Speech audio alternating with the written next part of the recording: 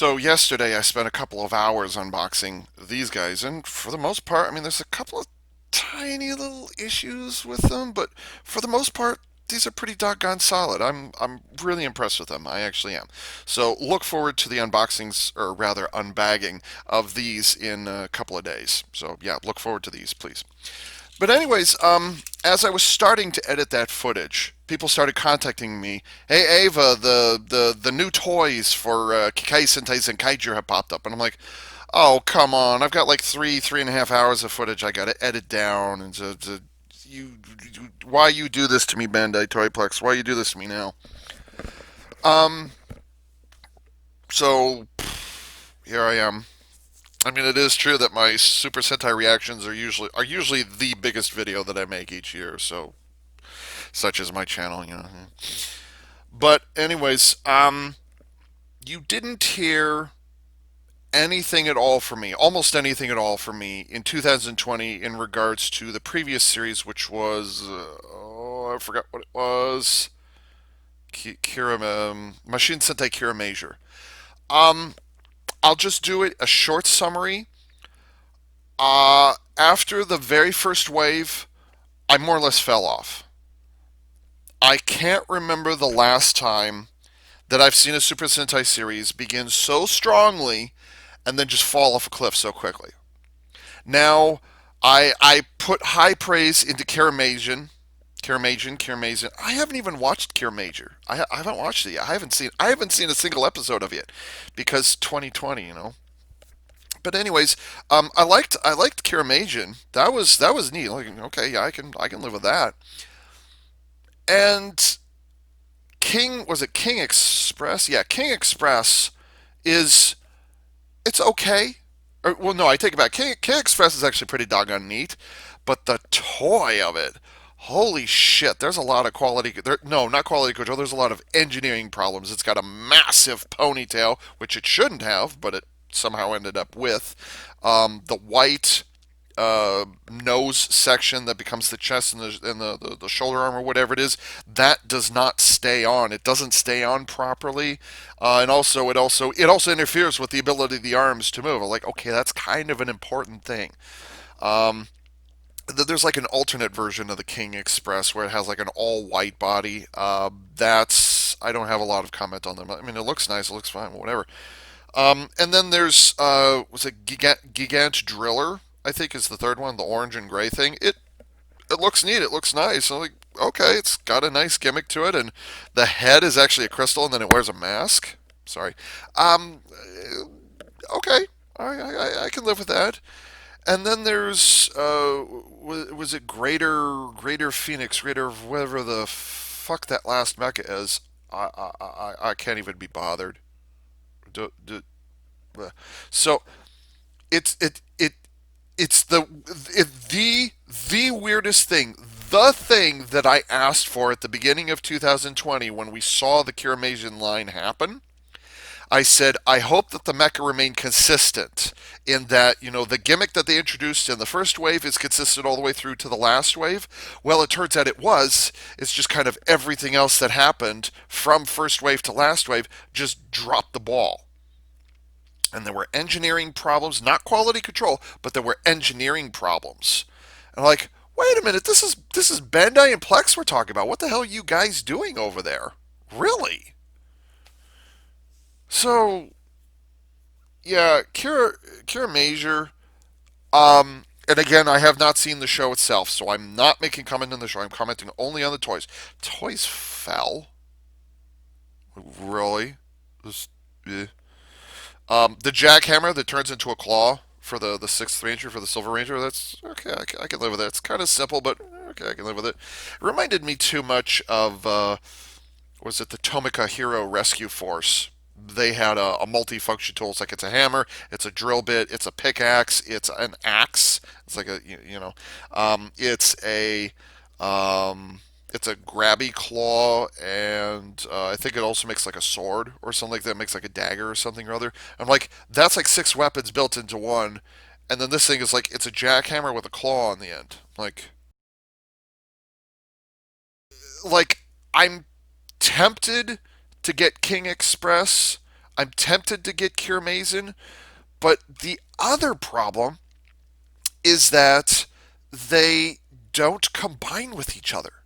With the sole exception of King Express, again with an accessory that swaps out for the black colored train segment, and even then it's not really. It's like you're not swapping out the black train segment and putting a white train segment. No, you're taking the white train segment from the nose and just stacking it on the white one. I'm like, okay, what was this? If they had done that in Tokyuger, I would have been fine with it. I would have been just fine with it. But as it stands now, there's enough engineering problems with it. I mean, the claws of the dragon dinosaur mode, they don't drop below. You can't even make the arm straight. It's permanently at 90 degrees. So all you can do is this. That's literally as far as the elbow goes. It doesn't go any further than that. And Gigant Driller or whatever it is, I mean, it looks fine. It looks fine and it has a nice gimmick and the transformation's okay and it looks good in both modes, but I mean, it's the Kira Major line is what's it called? It's the Seiju Sentai Gingaman all over again. It's the Seiju all over again, where none of them could combine with each other. Now, at the time that it came out, I was kind of confused. Like, why don't they combine? That was actually one of the hangups. That's one of the reasons I never got any of the Galacta Beasts. I never got any of them. I turned away. I was like, well, the Stratoforce Megazord's kind of nice, and Defender Torzard is okay, but I actually did. I did get, after Lost Galaxy was off the air. Yes, I did eventually get a Stratoforce Megazord, but it took until I watched Gingaman on DVD from Shout Factory, the complete set, the complete series on DVD. It took me watching that to understand why the mecha could not combine with each other. Even now, I'm still kind of like, okay, so why didn't like Ginga Phoenix? Why couldn't those take off and then become like accessory armor parts or whatever it is for Gingayo? Why didn't they do that? Why didn't they do that with Ginga Rhinos? Why didn't they do that? Like, huh? Why not? Gigabytus was. It looks okay. I actually had a chance to handle a Gigabytus, which is about this long, when in the beast mode or whatever it is, and then it stands about this tall. Stands about this tall. But anyways, I had a chance to handle that, and I actually had enough money to get it, but it was missing a couple of the little vehicles on the inside. I'm like, I'm good. I don't need it. I don't. I'm good. I don't need it. So Kira Major is literally the same thing. It's like the mecha all come from different locations, but here's the problem. The very thing that I wanted Kira Major to do, they did do, but it actually became a handicap. I can't believe I'm saying this, but it actually became a handicap, and that is, I hope that all of them have a crystal mode, and then they have like an animal mode or whatever it is, and then they combine. So it's like, as long as if you're going to introduce a crystal mode, I mean, it's literally the Shinkanjur line all over again with the origami. Shinkano introduced a really amazing thing where they look like folding paper. They transform like folding paper. Holy shit, by the way, even, was it 11 years later? That's still incredible what they did. Is that right? 10, 11, yeah, even 11 years later. 11 years later, Shinkanger, or Shinken O, remains one of my absolute favorite Super Sentai First Wave Robos ever. And then right after that, the origami line just fell apart right after that. And it was so fucking depressing that it took me 2 years to finish off the line. And that was after heavy fan prompting, I should point out. So, the Kira Major line, like, just, oh man, oh man, oh man, did that fall apart really fast. I had such high hopes. And you saw how enthusiastic I was 1 year ago around this time. You saw how enthusiastic I was. And now it's like,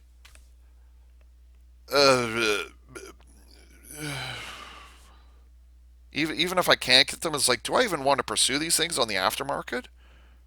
Really? So, it's not Gigant Phoenix is from it's Q Ranger, so that's not what I'm thinking of. But the it's like Great Phoenix or whatever it's called. That thing is garbage.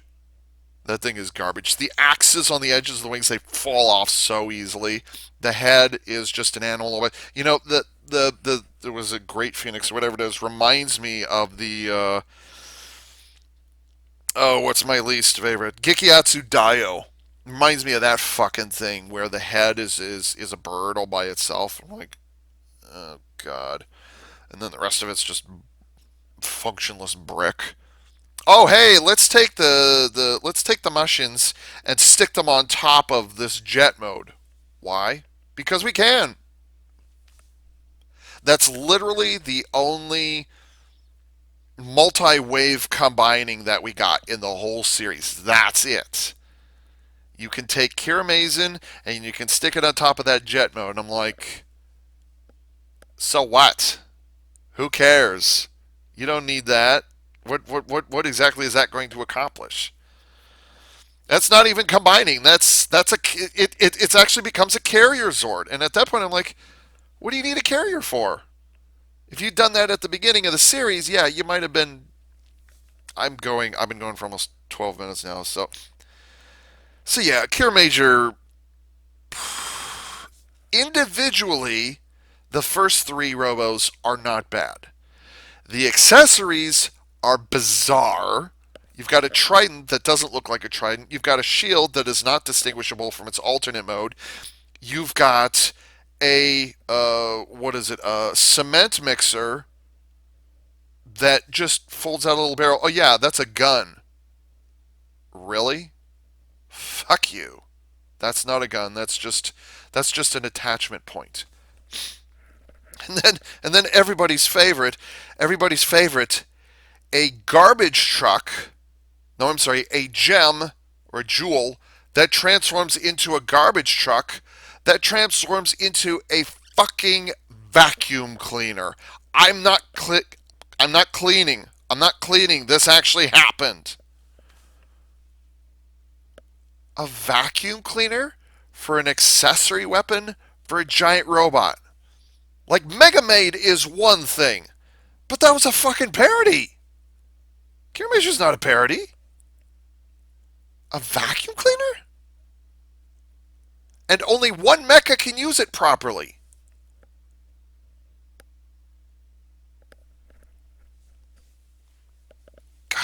So Kiramager,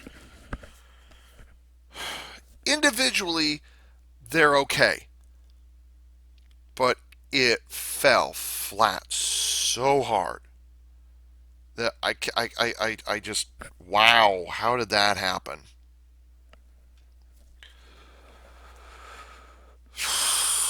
So, yet another Super Sentai series where it started real good. Because, I mean, to be fair, I actually did like Lupin Kaiser and Pat Kaiser. I actually was like, okay, yeah, that's neat. And I bought them eventually, yeah. But another series where that first wave Robo started really strong and then it just right off the edge. Sorry, I didn't mean to go into a rant about Cure Major, but like I had to get that out of my system just because I haven't talked about it for a whole year at this point. So yeah, that's my opinion. The Cure Major stuff. Eh, yeah. And I just realized that I did that whole 14-minute and a half rant with all the wrong video settings. Uh, I'm sorry. So I guess that's in lower resolution or something like that. Sorry. Well, who am I kidding? I'm gonna be down sitting down in the corner in a thumbnail. Actually, a thumbnail's gonna be over here in like a couple of minutes anyway. Um, anyways, I'm gonna be soloing this video. I asked two people if they'd like to join in, and they both respectfully declined. So, okay, they're not interested. I really should try to get some other people to do commentaries with me at some point or something like that. That'd be interesting. So, anyways, in December of 2020, we got the very first pictures from was it Kikai Sentai Zenkaiger? Wow, I actually said that without tripping over it. And the very first picture was like, what it's I think the commentary that I put on my community page was like it's like Big One got jealous that he was not the very first Red Ranger, and so he decided to eat Aka Ranger, and then this guy is what ended up showing up. So like, wow, what is that? Whoa, just like he's got little antenna. He's got goggle eyes. He's got bug goggle eyes. It's like Super Sentai and Kamen Rider got up in a tree and had some action together. You know, that's what that looks like. And then he's got a vest, or he's got a armored vest or whatever it is, and he's got a fucking cape. I mean, to be fair, Lupin Ranger they had capes again, so okay, whatever. Although they weren't really capes, they were more like I kind of want them to be cloaks, but on the other hand, I can understand why they didn't. But still, I mean, he's got a fucking cape. What even?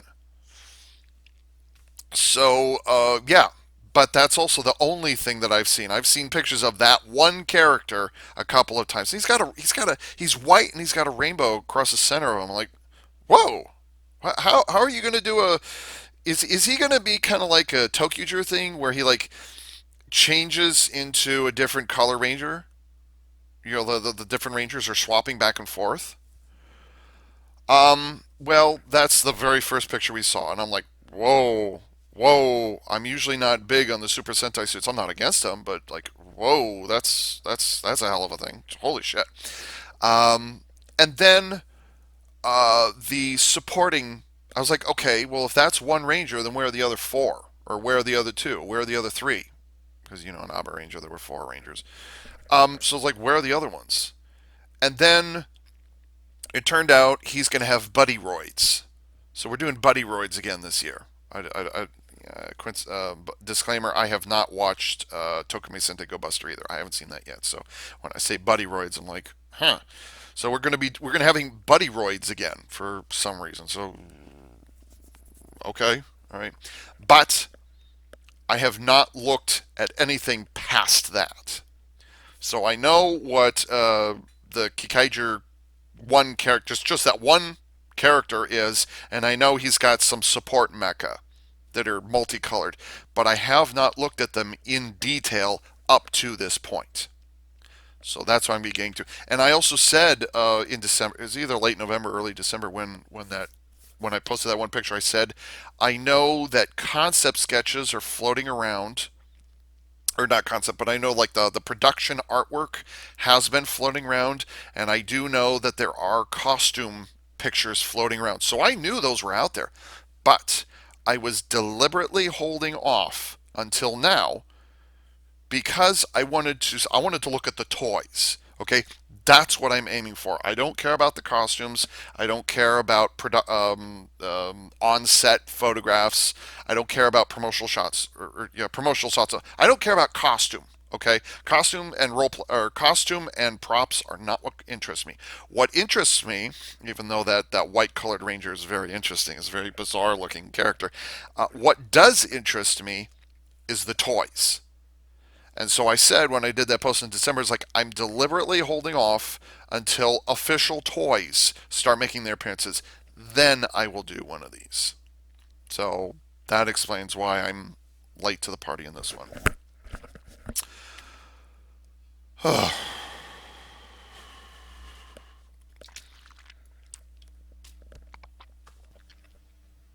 right, it's go time. And I was also waiting for JE Fusion to do an update as well. I think these were posted like early this morning, but I think they're going to be getting. I don't know what JE Fusion's doing because like JE Fusion's actually been on the ball, but TokuNation.com or news.tokunation.com has actually been a little slow for a couple of months now. I'm not quite certain why. They've been missing a few days here and there. So. But anyways, all of these pictures that I'm going to be commenting on at this point come from TokuNation, or I'm sorry, news.tokunation.com, which I am not affiliated with. I'm not subscribed with. I'm just using them as a resource. They are one of my main resources. Kikai Sentai Zenkaiger DX Mecha Toys revealed. Introducing Zenkai-O. Some official images from the toy line of the 45th Super Sentai series. That's a hell of an accomplishment, by the way. 45 years. Congratulations to Super Sentai. 45 years. Wow. Well done. You've got some real magic going if you can go for that long. Real magic. Some official images of the toy line from the 45th Super Sentai series, Kikai Sentai Zenkaiger, have been released online. In a change of pace from previous seasons, the Kikaijur are also their mecha. The four Kikanoid Kikaijurs are capable of transforming into gigantic robot configurations known as Kikai modes, creating a powerful new robo called Zenkaijo. Now, like I said, I mentioned earlier that the robots behind the main white-colored hero, I figured that they're the new Rangers, but I didn't realize that they were also their mecha. Like I knew they were robos, but I didn't know that they would also become the big ones. So, and also I have not looked at them in detail. I have not looked at them in detail yet. So I know some colors. Like I know there's a red one, there's a yellow one, there's a pink one, there's a blue one, but that's all that I know. So. Zenkaijo requires two Kikai modes to activate. Zenkai Juran and Zenkai Gaon transform into Juran Tyranno and Gaon Lion Kikai modes and combine to create DX Zenkaijo Juragaon. Okay. This DX set is priced at 7,480 yen, so it's about $75. Whoa. First wave mecha for $75? And will be released March 6th, 2021. Zenkai Vroom and Zenkai Majin, or Magin, I think it's Magin, like imagination, Magin, activate their Kikai modes Vroom Dump and Magin Dragon, forming a Zenkaijo Vroom Magin. Vroom Magin! Vroom Magin.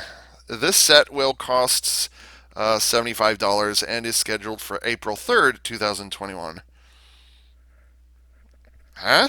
Okay. DX Juragon and Vroomajin are cross-compatible, allowing for multiple Zenkaijo configurations.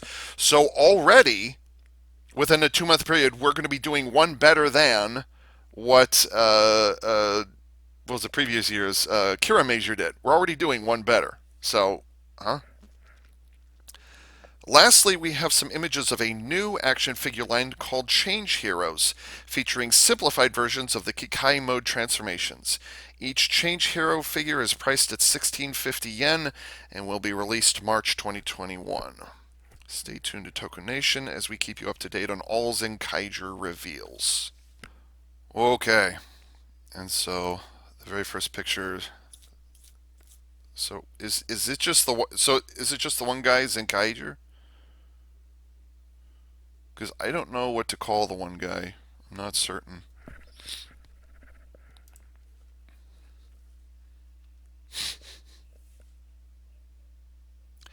That's such a bizarre. Why do his knees bend forward? Why didn't they design the knees so they don't bend forward? And also the wrists. They did not paint the wrists all the way around, and they don't paint the top of the rim of the boots are not painted along the back. Dude, Bandai, lazy. Come on. Oh, I was mistaken. It was not insect insect antenna. My mistake. It's a V for victory or something like that. You know, honestly, if it had been an Aka Red who was leading this lineup, I would have been just fine with that. And then we had like Owl Blue and whatever pink is and whatever, I kind of wish they'd done that. So it's like Aka Red is the leader of his own team instead of just a soloist. That would have been interesting. So, what's up with the really short capes? I don't get that. I also love the collar. That's great. The collar on Zenkaiger. But what's up with the really short capes? Not even like it should be like down to his knees or something like that. Like make it a cape, not a scarf. Although I would not be opposed to scarves coming back to Super Sentai, I would not be opposed to that. They might not do that anymore just because of safety reasons. like onset safety or something. Whoa, that's fucking Magic King's hat. Look at the posability on this figure. I'm guessing this is an action figure, not a transformation. It's kind of hard to tell, but just kind of the proportions of it um looks like it might be able to transform. I'm not certain, but it's just I think this might be an action figure. I'm not certain, but anyways, yeah, that's Magic King's hat, and that's the Magic King M on the top of her boobs, because pink would never be a male unless you're a Gokaiger. I'm just saying. So yeah, we've got a female. Um, Nice wings, and the boots or the feet obviously have some.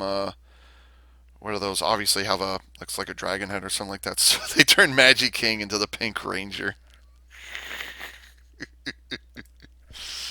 and it changes into a dragon mode. Whoa. Okay, we're doing this. Oh, it's so good to see Magic Ranger, but why is it pink? Eh. Those eyes are so bizarre. I can't even. Just like, okay, whatever. Like I said, this must be action. I think this is like lower level action figure. I don't think this is a DX figure. Whoa. Oh, it's Daibo Ken. It's Daibo Ken. Whoa! I recognize those boots and that helmet. That's yeah. These are not DX because they're so underpainted. And he's got a pickaxe. He's got the fucking go pick. There's a go picker. That's what it's called. I love it. I love it. That's fucking Daibo Ken. Yeah, boy. Daibo Ken's not bad. I mean, the one big was it Go Go Dump, and then you had all of the others are really tiny compared to it. So like that's a little disturbing. Like, I I still say that Bokinger, and keep in mind this is 15 years ago. Is that right? 15? Yeah, this is over 15 or 20 years. Yeah, 15 years ago at this point. Wow. I still say that the Bokinger line had a number of toys that were never released because there's definitely some pegs and tabs on Daiboken that are never used on any of the combined forms. They're never used. So it's like, okay, they were planning for toys that were never released. I'd really like to know what those were. I'd like to know what that was. So we got Daiboken making a comeback. Oh yeah. And judging by the wheels that are under here and under here, looks like it might even turn into a dump truck again. That'd be great. It turns into an off-road vehicle. Okay, I can live with that. Yeah, these aren't DX. These are just these are the like the change. Yeah, I think these are the change here. So this is the kind of thing that you see out of like Power Rangers does this, where a ranger has a shit ton of kibble on them, and then they transform into a very poorly designed Zord, a board, actually be a poorly designed, so it'd be a pord. Yeah. So yeah, that's what these are. So okay.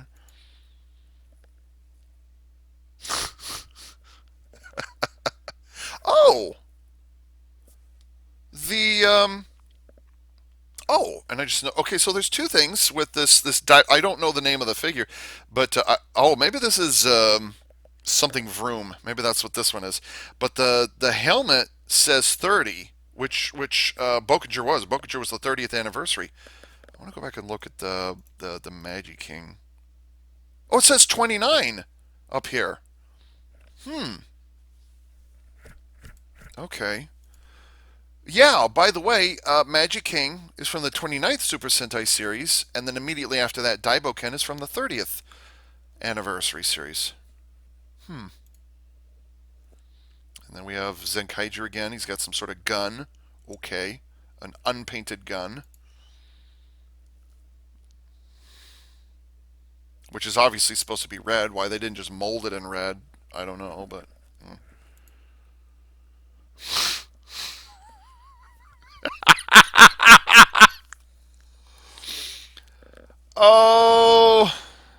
you called? Oh, what are you called? Daijujin. This is Daijujin. Look at you. Power Rangers haunting Super Sentai. They cannot move away from those things. Ah, that's great. But then it has Abereno's. It's got the dinosaur head. Oh, that's beautiful. And then oddly enough, the sword kind of reminds me of the. I don't remember what it's called in Time Ranger or Time Force, but the sword that the was it? Let's see. There's the Time Force, the Time Shadow, the Shadow Force Megazord. There was a sword that the Shadow Force Megazord Mode Red used. I don't remember what that's called, but that's what that reminds me of. It's got a peg on the backside. Obviously, the sword's going to be used for the tail, right on. But and his helmet also says, yeah. Okay, the oh god, oh that's awful. Oh, that's awful. It's a good thing this isn't the DX version, or I'd be in panic mode right now. Like, wait, that's the DX version? It's not. But oh my god, oh, yeah.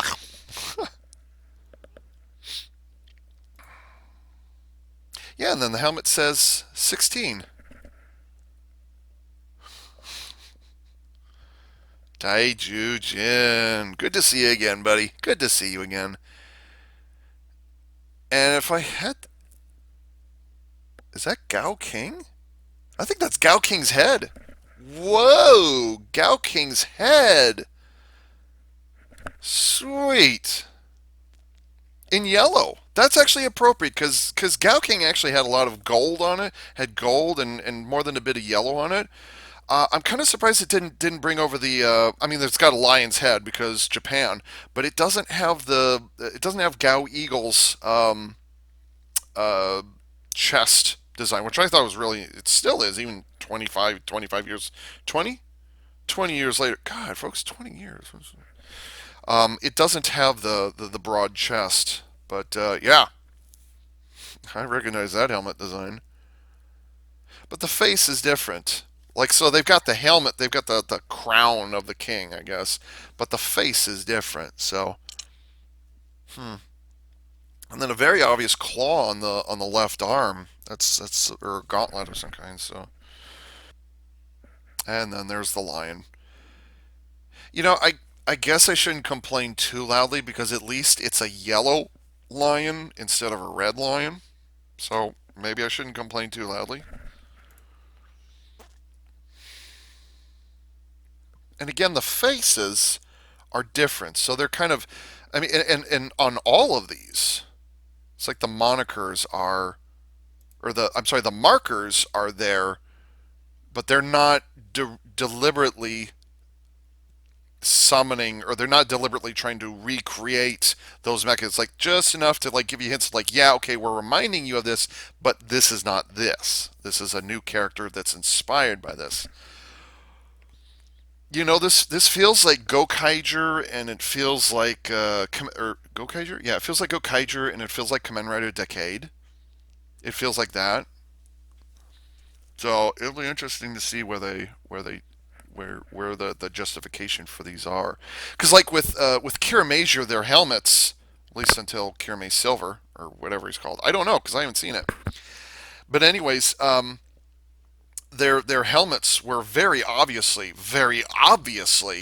and I caught it almost immediately, were inspired by previous Sentai helmet designs.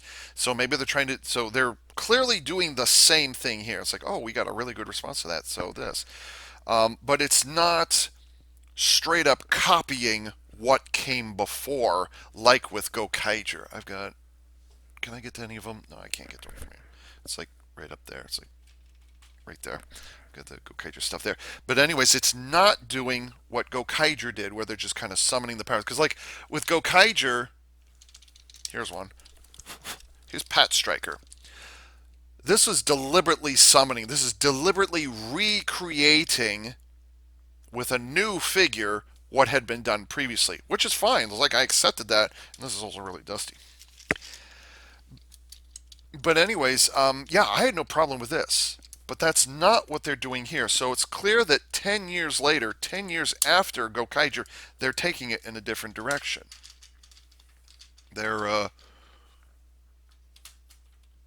they're summoning the past, but they're not copying the past, which is what Gokaiger did. At least up until they did, what was it, Gao Lion and Gokai Shinkano. Gokai Shinkano pissed me off. Wow.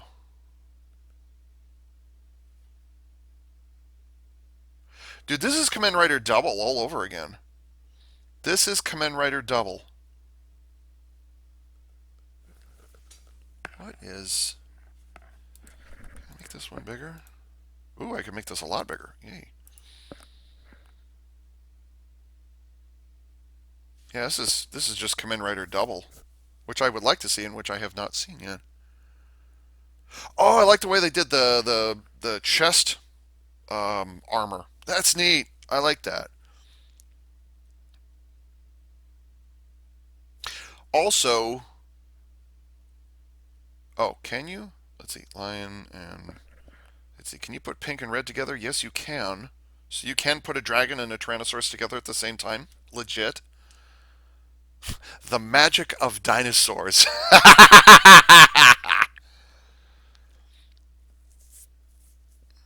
Uh-oh, we got parts forming. Oh, hmm. God, look at the size of that shoulder on the blue and pink one. Holy shit. That's some big shoulder armor. I don't care who you are. That's like whoa. But then the knee armor on the pink half, the knee armor is like, what the hell are you doing? Let's see, is it the same one? Yeah, it is. Yeah. What the hell? Okay, bottom left. What is? Is that a mace or a sword? That better not be a sword, or I'm gonna be angry. Also, I should point out,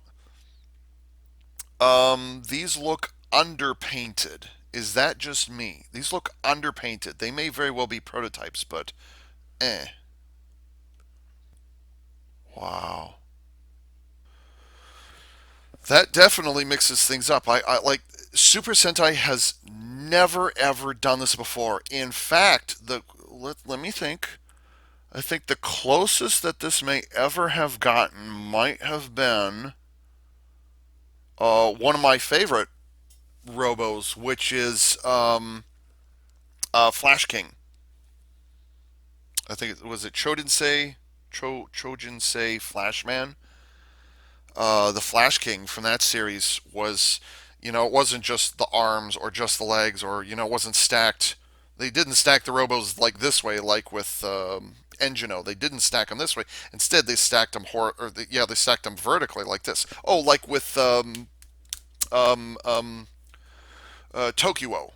Tokyo did the same thing where the Zords were arranged vertically. They were divided vertically rather than horizontally or mixed up with each other. So yeah, this is wow. But we only have two mecha in each combination. Haven't seen that for a while. How long has it been since they did that? Because I've got Sun Vulcan Robo, which was the very first combining Robo ever in Super Sentai, and it only had two vehicles. It was the only Robo in the entire series as well. It was a different time back then. Um, so yeah, there was that, um, but these are Libra. Wow. Oh, next picture. Boy, the feet are a mess. Actually, they don't even have feet. That's what that blue stuff on the side is. Ugh. So it looks like the dump truck one, the Daibo Ken. I don't remember what they're called, but it looks like the dump truck one. That pick, the go picker that I was telling you about, looks like they're using it as a crossbow. That's gonna be a gun of some kind. So okay. I think part of the problem with these is going to be that um, if you were not, don't look at them from the front, but if you look at them from the side, they're going to be really deep. I think that's going to be one of the things you're going to see. So like in a forward profile, looking at the front of them, they're going to be normal proportions. But when you turn them sideways, they're going to be really, yeah. If you look at them from the front, if you look at them from the front, they'll be normal proportion. But if you look at them from the sideways, at the side, they're going to be really deep. That's something I'm worried about. Also, with this pink and blue one, is it even going to be able to move the shoulders? God, I hope it can. Because like I'm worried about the blue and the pink shoulders bumping up against the pink wings. I'm really concerned about that. I'm hoping they're smart enough to engineer for that, but that being said, they have been known to do some stupid things. But anyways, this blue and pink one, it looks like the truck wheels and undercarriage and such form the feet. The feet are off center. I'm not I'm not thrilled with that. Okay, now we're getting to an actual monolag. Fuck you.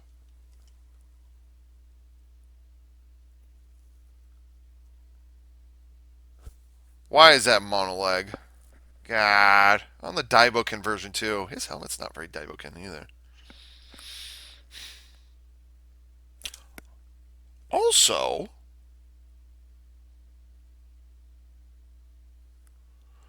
I'm looking at the Magic King one. It's not unheard of to have a humanoid female figure as a DX figure, because like Magic King had Magi Fairy, which this very much is, by the way. And so Magi Fairy and Magi Mermaid, they both had, obviously, they not only had cleavage, but they had little hints of breasts. But I'm trying to think of other occasions where specifically female robots or mecha in Super Sentai actually were female. Magic King might have been the first one because you had an O blocker. I can't remember what the individual components are. So like the I'll just say Super Zeozords 2 and 1, they were both controlled by females, but the body shapes of the Zords were not female. They didn't have any female curves or anything like that. So like that's what I'm thinking. I was like specifically humanoid female proportions and shapes. That's what I'm thinking of. And off the top of my head, Magic King might have been the very first one. Ninja, no, because they had the stupid little white dog. Wanmaru, I just thought of. Gokaiger, no, they didn't there. These look under. So yeah, this is very strange, very strange. And she has actual narrow waist, wider hips, and she has actual boobs. This is good. This is good. I mean, for Super Sentai, that's good. And it also looks like she might actually have head articulation, which is also excellent. Hmm. That the what do you call it? The loincloth is not the word I'm thinking of, but the front of her skirt, the way it transforms in there. Ugh, boy, you guys really stretched that. I would have put that on the back, but that's just me. And I'm trying to figure out what the hell she's holding. If that's supposed to be a staff, then no, that's not how you do it. I can't figure out what that. Like, it looks like an insect, a worm, or something or other. So yeah, and the pink figure also has functioning elbows. That's good. That's good. But the blue figure does not. Blue figure mono leg. Fuck you. Just fuck you. I mean, I'm sure there's a good reason for it, but that being said, because these are triple changers. They have a humanoid form, they have a vehicle form, and then they have to combine. So they are technically they are triple changers. So mono leg does happen. I just don't like mono leg, even if there's moldings to indicate that it is there. This is just, uh, yeah. That that blue vehicle. Holy shit, that's insane. And the dragon is okay. Yeah, all right.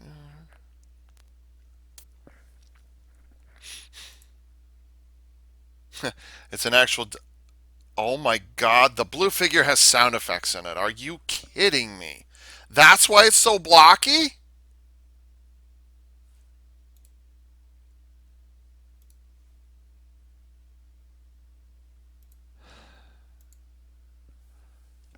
I think it has sound effects. That's why it costs $75. It's an electronic toy.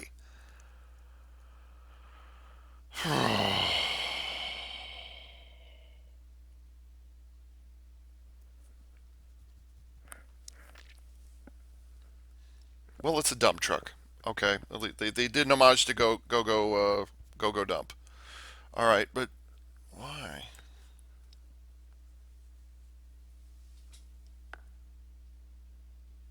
Wait, does the pink one have sounds in them as well?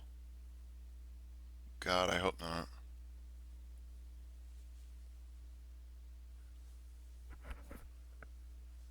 I hope they don't all have. You know. Oh, that looks much better. Now we're under the red and Prime 92. You really should have gotten in this with me because I would love to have heard you squeeing about how Super Sentai's gone all gow guy gar on these things, which it very much has, by the way. This is a bit better. So that shield is nothing on the left arm. That shield is nothing. Although the sword is nice. Looks like the sword might have a little orange on it or a little yellow. So unless that's a reflection, might be a reflection. I'm not certain.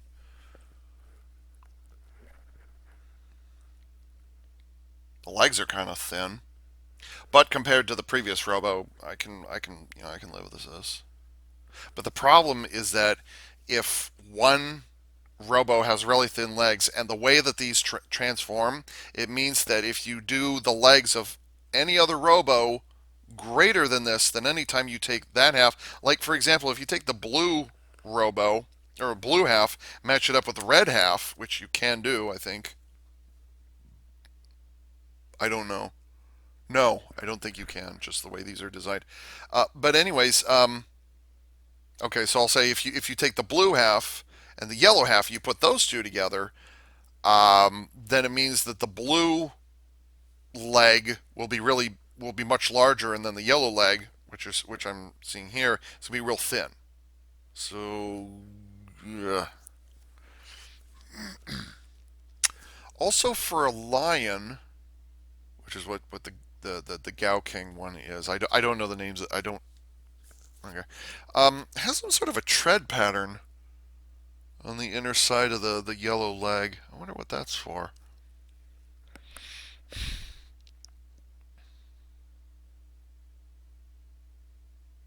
Wouldn't mind getting that. That's not bad. I'm a little concerned about animal limbs sticking off the forearms. That's always like Voltron can get away with that. These guys not so much. So, or I'm sorry, Go Lion. Yeah, Go Lion. Go Lion can get away with this. This not so much. Oh Jesus. Oh, ruined. Ruined. Ah, look how dumpy that shit is. Ava, you know you were complaining about monolag earlier? Yeah, I was.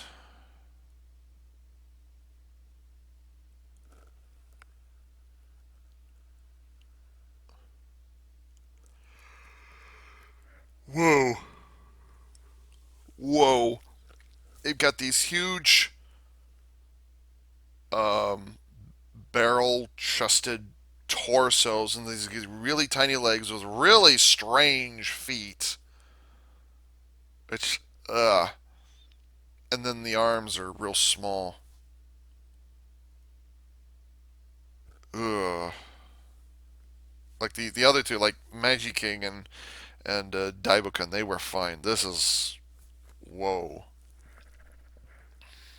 That's a problem. And they're oh no, are they? Oh, never mind. Never mind. I thought that the legs were permanently splayed, but no. There's enough detail on either side. It looks like maybe the legs snap together. So I could be wrong about that. Remains to be seen. Actually, easy way to find out if I can go look for the arms. Oh, the legs of these two robos become the arms for the combined form. Okay. All right. All right.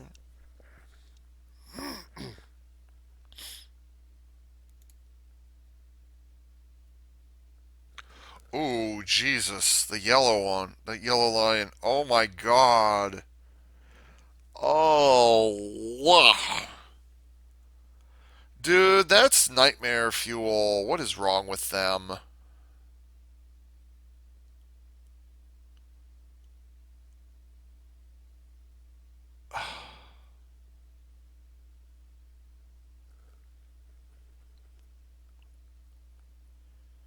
Did any of you ever watch the like late 90s movie called Galaxy Quest?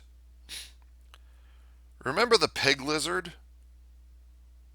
That's what that is. That's the pig lizard from Galaxy Quest.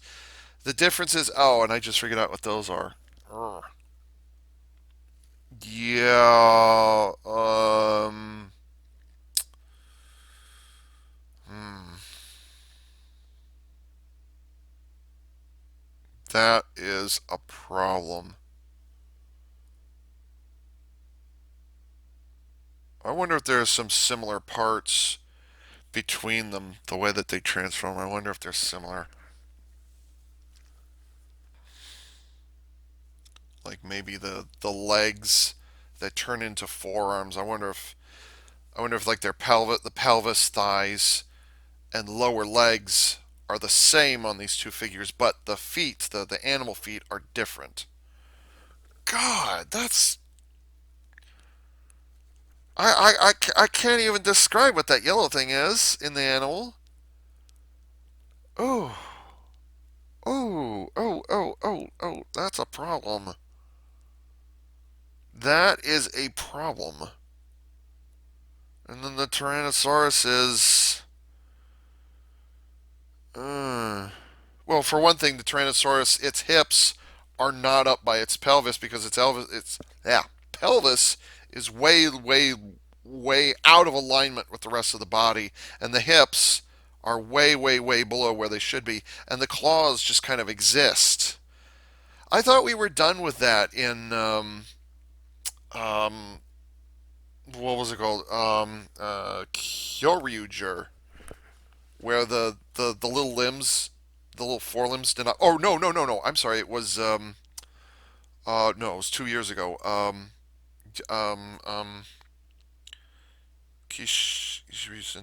Ryu Soldier. In Ryu Soldier, the was it Tiramigo or whatever it is, or Tiramigo, you could not move the claws on the Tyrannosaurus. You couldn't move them. Was that a Tyrannosaurus? Yeah, they were. And likewise, you couldn't do it on Ryu's Kishiryu Jin, which is the one that I have, and Kishiryu O, which is the lead robo. I might got those flipped up. But anyways, both of those, the little forelimbs, you couldn't move them. So I thought we were done with that, but that's just uh, oh God. And then the Daijujin's head is just sitting there, it's facing backwards. What? You're supposed to fold that shit away, not let it stick out. Who designed these things? Really? Who designed this? It's a neat gimmick and it's a neat homage, but it's the execution. What is going on?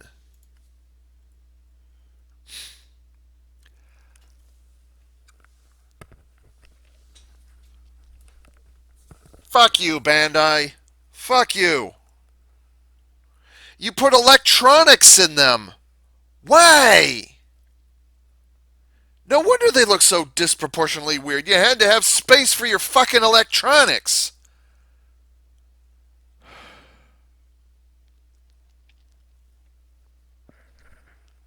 Now I'm angry.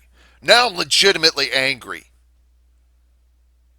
It's this kind of shit, this kind of bullshit that that sabotages Super Sentai at almost every turn.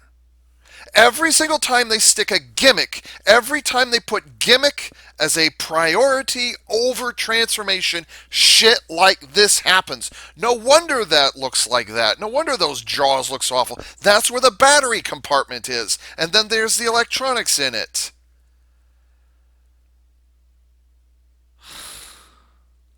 No wonder they transform so badly. Oh my god.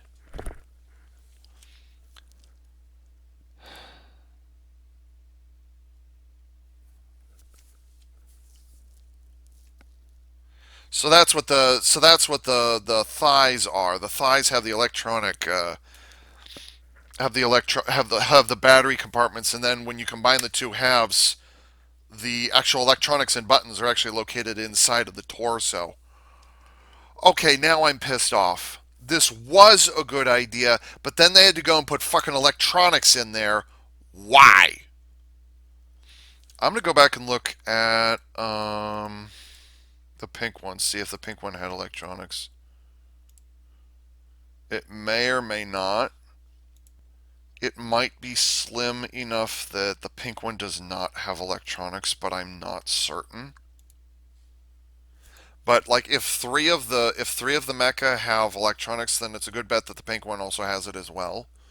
But they're only showing the blue one as they're only implying that the blue one has sound in it. I don't know if the pink one does, although I suspect it might. God, that pisses me off. Why did you put electronics? Did you guys learn nothing from Ryu Soldier?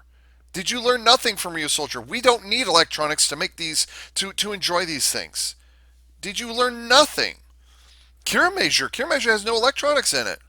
No, it has it in the was it Gigant Driller in the head. There's like a little battery compartment somewhere there sitting in there. It's like or no, it's in the chest. I'm sorry.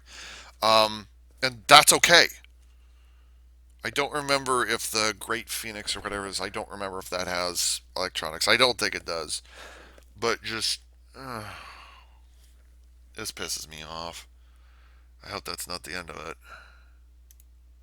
That is the end of it.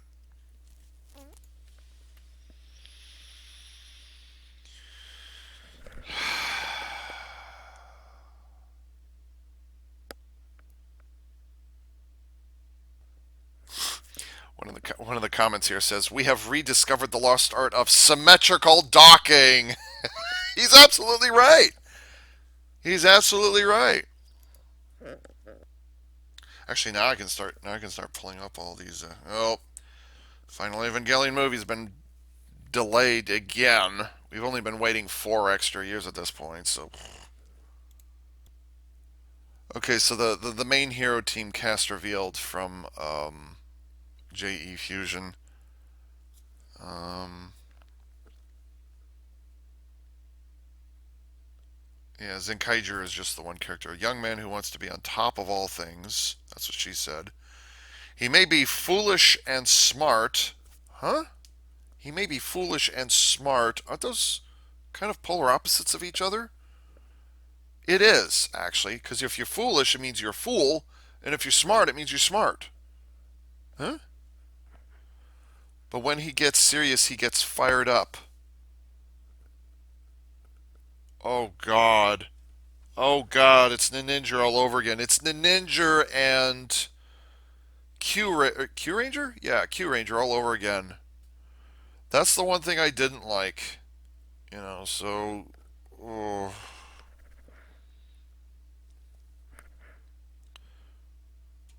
And then there's Juran, Zenkai Juran, a cool and confident, strong type Kikanoid or Kikainoid, who often thinks of himself as an he thinks of himself as an annoying person. He thinks of himself as an annoying person. Huh? Okay.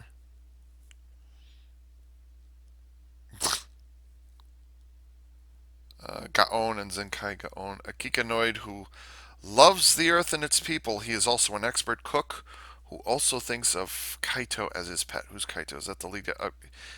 Okay, so he's gonna be, so the yellow one's gonna be the jerk. Vroon, Zenkai Vroon, a serious Kikanoid who often annoys everyone for his curiosity, which he does by pestering them with questions about things. So he's annoying. And then we have Zenkai Majin, or I think it's Majin, not Mijin. An introvert Kikunoid who loves fortune telling, fantasy, and the occult, and often gets angry when people make fun of her interest. There's some serious English happening here. Wow. It was also announced that the Ultraman Dyna actor Takeshi Surino will be performing the opening theme for the series with legendary tokusatsu music producer Chume Watanabe, who is now 95 years old, producing the music for it as well. Holy shit. Still producing it, still working at 95. Wow. Okay. So that's just cast, like, okay, but I don't think they have much. I don't think JE Fusion has much on the Kaiju. Wow, this is. Oh, there's a teaser trailer released, which again I've been avoiding all of this at this point. So, oh, it's a good thing I looked here because there's also a role play toy. So, Kikaiger, uh, or Zenkaiger. I'm sorry, Zenkaiger character designs and information leaked. Plot staff revealed. So now I'm going back through JE Fusion right now, so I'm going back through their stuff. Full roster, first look, first toy listing and set pics reveal. Oh wow, that was back in early December. I wonder how the delay, and I've been thinking about this for a number of months, actually almost half a year now. I've been wondering how the delay due to the pandemic, which a number, or I think like one or two regular actors from Cure Major caught the pandemic. They got caught with it, so they had to delay production.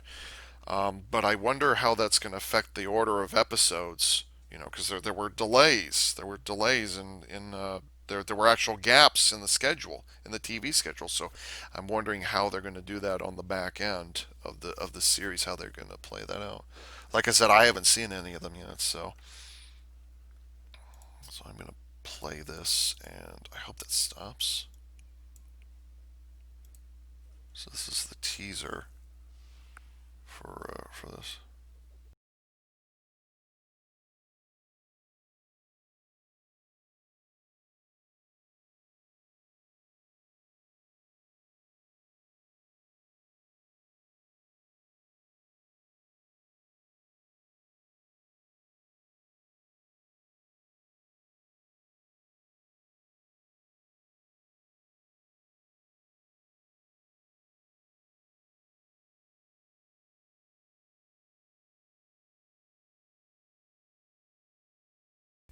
The pink one glides? Wait, why is she... What the hell?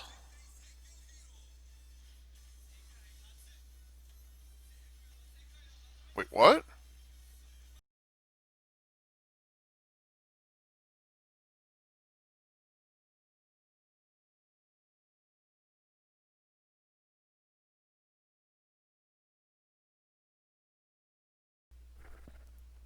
What was that at the end? Okay, and it just loops at that point. So I'm going to turn off the loop. Can't turn off the loop. Okay. Uh, what have I just seen? What have I just seen?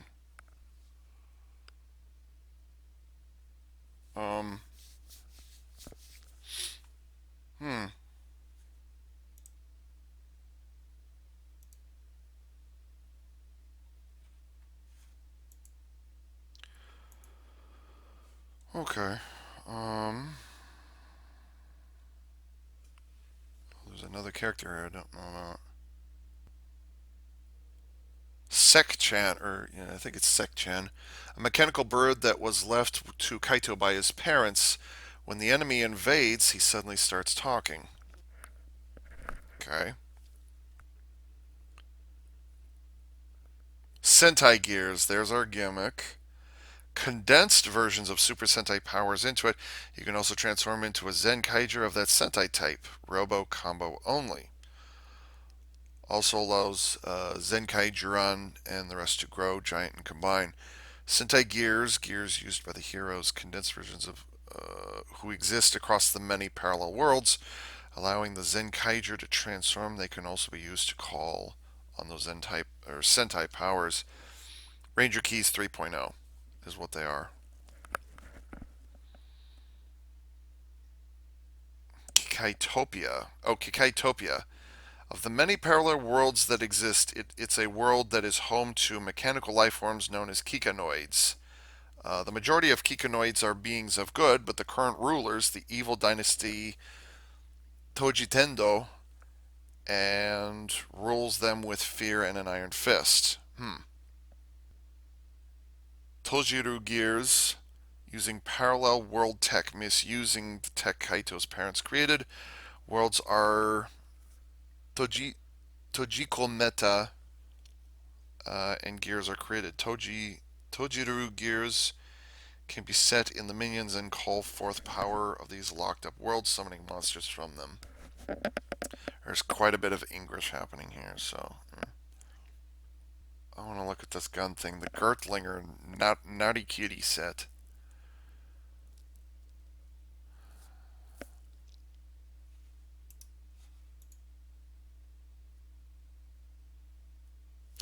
What the fuck is this rotating thing on the side? And it has two handles, by the way, which I'm fine with that. What the fuck is that rotating thing? Why? What the fuck is that decal on the right side? Jesus, it says Gertlinger, or is it Gertlinger, or whatever it is?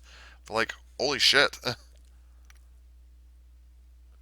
the gears aren't even the teeth on the different Sentai gears aren't even. They are not evenly spaced. So it probably plugs into something. Oh, you know what these remind me of? These remind me of Shinobi medals from Hurricaneger. That's what these are. So yeah, these are Shinobi medals 2.0. It's like Shinobi medals mixed with um, Ranger keys. That's what this is.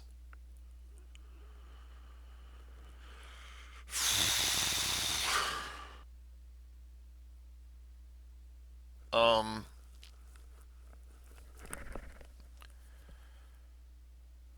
uh,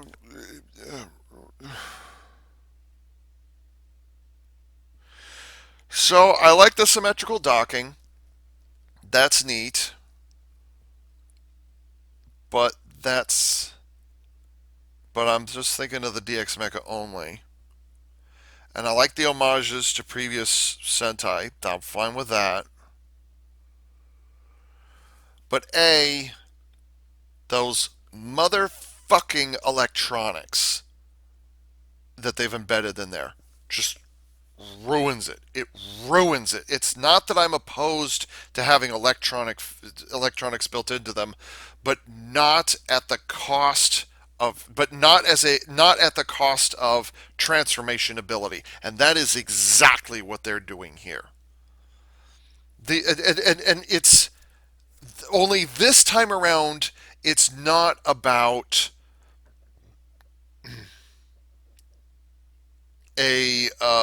it's not about a mechanical feature. It's not about gears on the inside and levers and shafts and pistons and stuff like that. It's not about things that you have to, you like with Abareno, where it had the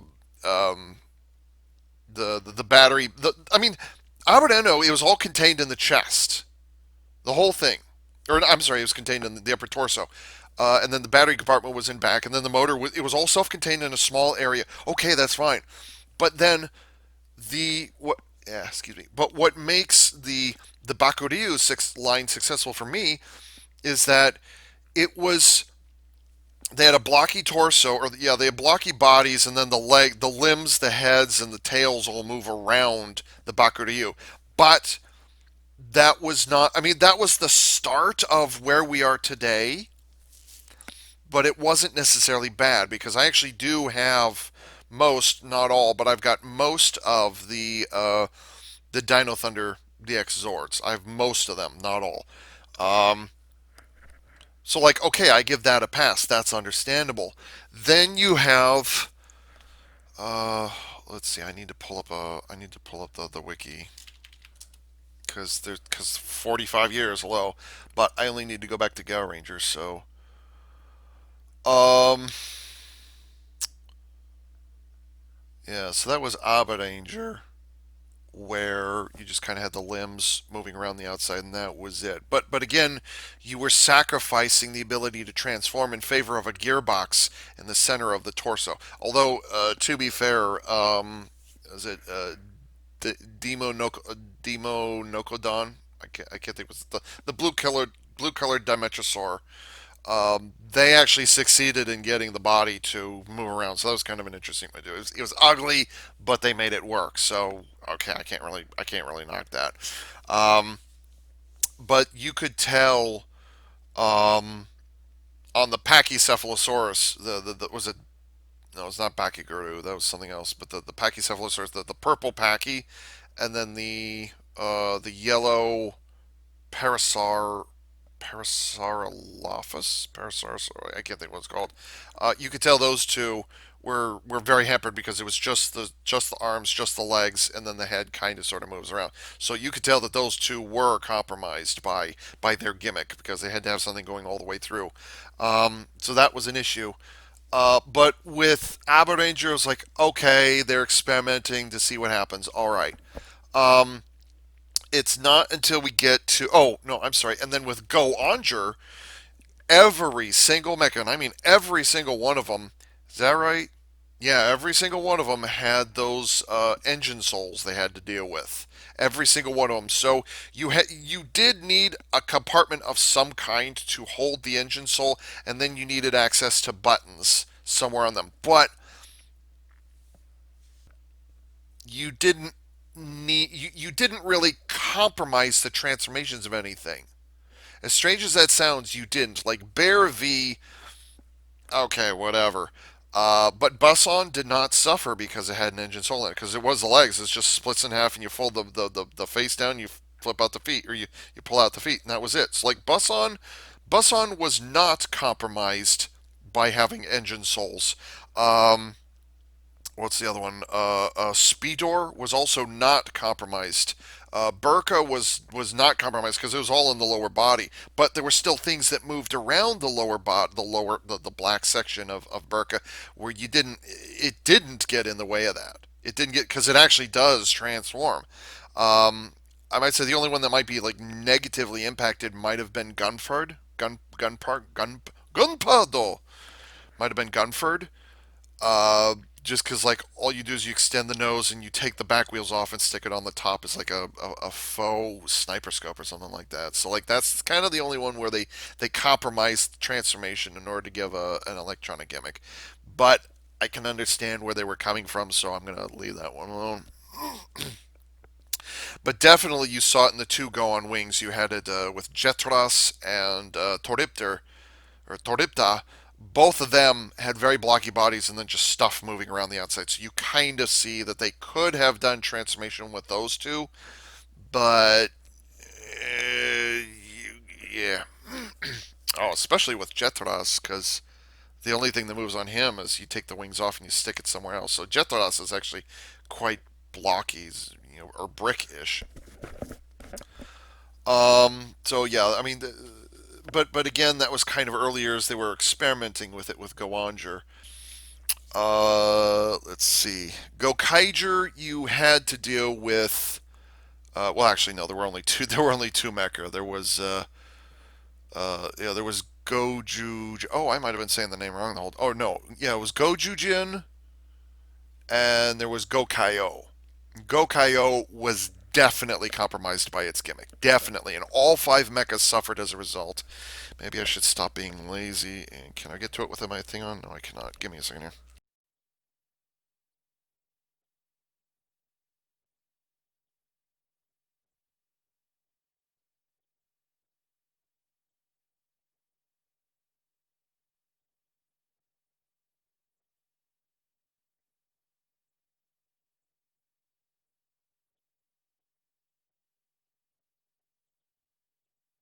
So, I actually, I had actually been recording my response for about 20, 22 minutes.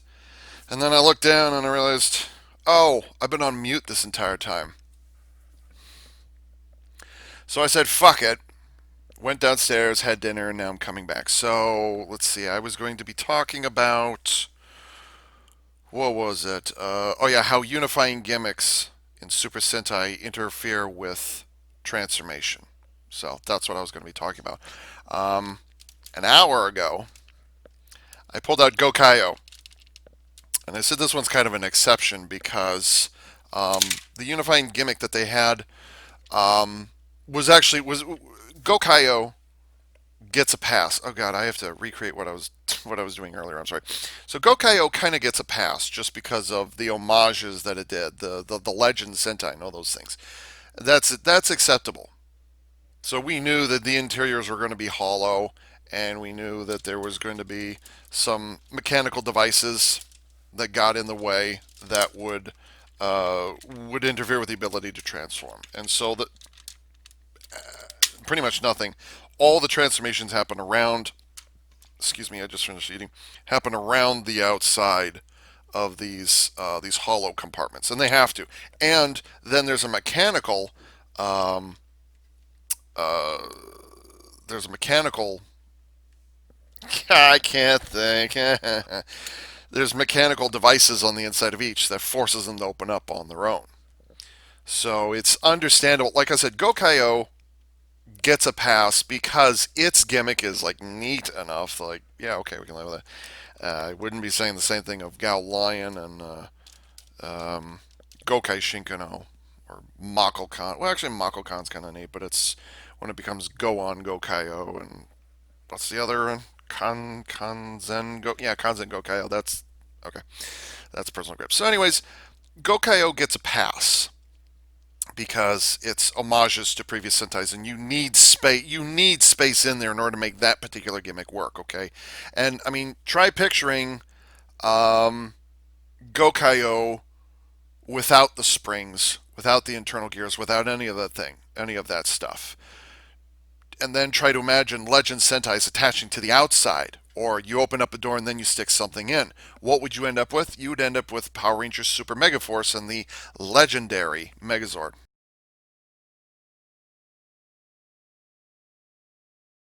Which I do not have, and fuck that noise. So Gokaio gets a pass. It gets a pass because its gimmick actually is worth it. In most people's opinion, its gimmick was worth. And keep in mind, this is 10 years ago. Okay, this is 10 years ago as of now. Okay, 10 years ago when this toy came out. Okay, and was like, okay, yeah, this is legit. Okay, that's cool. But I was talking about gimmicks that get in the way with, or get in the way of, let's see, I'm going to close that. Gimmicks that get in the way of transformation or the fun value, the playability. That's what I was talking about an hour ago when I realized I'd actually been on mute. Am I on mute? No, I'm not. Good. Okay. I think, to me, Gal Ranger, and I've said this before and I'll say it again, Gal Ranger is the, the best the best merging of a unifying gimmick, which is limb swapping, with a unique weapon system in each of the mecha outside of like Gao King itself and Gao Hunter. It is the best because the gimmicks that are in them they're not battery driven. They don't have gears attached to every single component. Doesn't need gears. And really uh, each of the gimmicks is unique to each of the power animals. So the gimmick that Gao Falcon has is different from the one for Gao Diaz, is different from the one from Gao Giraffe, is different from the one of Gao Rhino. Okay, so each of those gimmicks, and in every case, a giraffe has a long neck, so you can hide a mechanism inside there. You can hide that metal shaft inside of its neck, so it will extend out. So that works. And having a little spring-powered nose on Gal Rhinos, it's so small. It's just a little spring, and it only has to go beep, and that's it. That's all I had to do. So it took up very very little space. The next time it would occur, it's not to say that there aren't other unifying gimmicks. It's just I'm looking for the one specifically where the unifying gimmick, whether it's like electronics or internal gear mechanism or something, where those are big enough that it reduces the amount of playability with transforming or the appearance of something. That's what I'm talking about specifically. So I'm going to be skipping some series. Um, Shinkanjur, yes. Yes, Shinkanjur, the origami line, you definitely had the unifying gimmick, which was the Hiden discs. That very much got in the way. I said it earlier that Shinkano is one of my favorite first wave robos, so I'm going to leave that out of this part because it's already been spoken for. But all pretty much everything else afterwards was adversely affected. Each and every one of the accessory mecha, each of the accessory origamis, all of them were basically crippled by the unifying gimmick of having the heat-end disc, not just storing the heat-end disc inside, but attaching a gimmick to the heat-end disc. So you have to have it spin. Each and every one of them was compromised. The Kabuto origami, the only transformation really is like the fins open up on the front, and then you actually take the legs off and stick them somewhere else.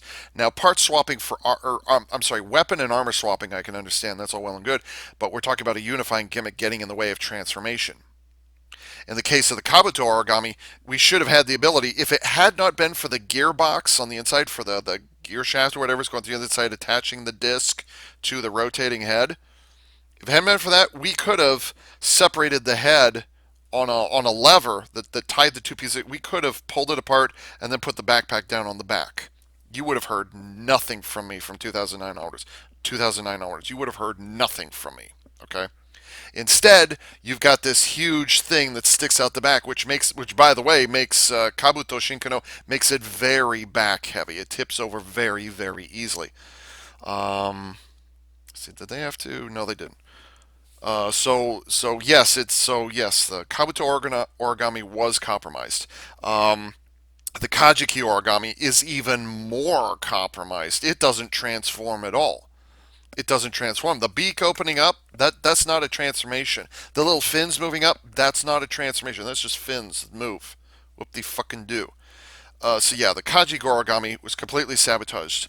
The Tora origami, I don't want to get trapped in origami because I also don't want to go through each and every single series with each and every single accessory vehicle. But the Tora origami works with its gimmick because it actually transfers down into arms and it actually does a thing. But the Tora origami has no transformation whatsoever except the tail, which just folds together, and the not even the. By the way, the Tora origami doesn't even have a mouth that opens and closes. It doesn't have a jaw that moves. It's the back of the neck that flips up and down. What? Huh? So the Tora origami was compromised. Um. Okay. Shoot. So yeah, Shinkanjur or the origami line that was significantly compromised by its unifying gimmick with the Hiden discs. When it comes to the DX Mecha, yes, that was compromised absolutely. And really, I mean the okay, so I've said that before. So all right, Go Sager, that's actually okay because what's its gimmick? Taking heads off. It doesn't get in the way of transformation. Now, what transformation is there? That's an entirely different argument. But the point is, the gimmick from Go Sager, which is the separating heads, the headers, that does not get in the way of transformation. So, believe it or not, as much as I have beef with the Go Sager mecha line, in this case, it is disqualified from saying that this unifying gimmick gets in the way of. So that's eliminated. Um, Kaiser already did that. Kyoryuger was basically the Bakuryu was Abarano, or was Abarager Mark II, except that they added the batteries that go in and out, and they removed the rotating gears on the inside. So um, I'm so they have like each of the, what are they called? Judenshi is the name of the batteries, but what are the individual dinos? I don't remember. But anyways, the individual dinos, they still move just their limbs. Let's see, I'm trying to think of what all they look like. I don't remember. Yeah, Kyoryuger is. Yeah, Kyoryuger's transformations are compromised by because they have to have an empty space for the battery that goes in and out of there, and they have to have space for whatever gimmick is on the inside. So yeah, the transformations are compromised. Um, Sorry, I was blanking a little bit there. I'm getting tired. Ninja's gimmick was. You know what? I'm just gonna see, put you there. The Ninja's gimmick, I don't know why I have this so close a hand on. I don't even like it. Or I don't like it that much. But then again, this is the only robo I've got from the Ninja. The unifying gimmick was this. That's it. And really, look at all the transforming and stuff that happens here, other than this. So I'm inclined to believe that Ninja's unifying gimmick is not a problem.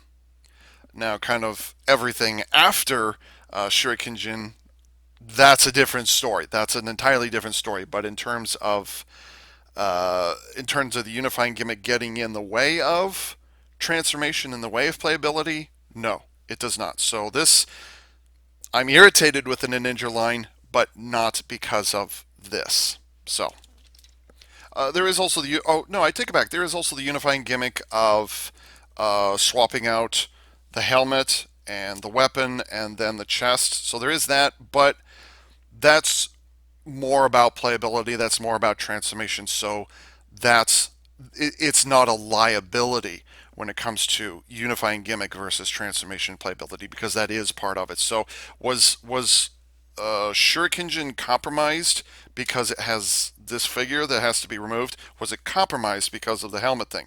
My answer would be no, it's not. So this is also okay. See, that was the Ninja Juoger. Was Juoger? Oh, Juoger's unifying gimmick was blocks. It was a visual aesthetic. Really, that's all it was. But do the blocks interfere with transformation? No, not really. No, not really. No. Now, where it does interfere, so like Tosai Juo is not a cube, and it doesn't follow the conventions established before, but that's not what we're talking about here. So with Juoger, the cubes, just a visual aspect. No, that to me is not does not count. Now, if you want to talk about Dodekaio, however that's pronounced, I don't care. Um, that is compromised. That is compromised in a different way, but it's more about its transformation process that was compromised by its gimmick rather than a unifying gimmick, which is being the shape of a cube. Okay, so like it can be a cube, but it's more about its transformation and how it combines. That's where Dodekaio gets into trouble, and that's also why I didn't get it.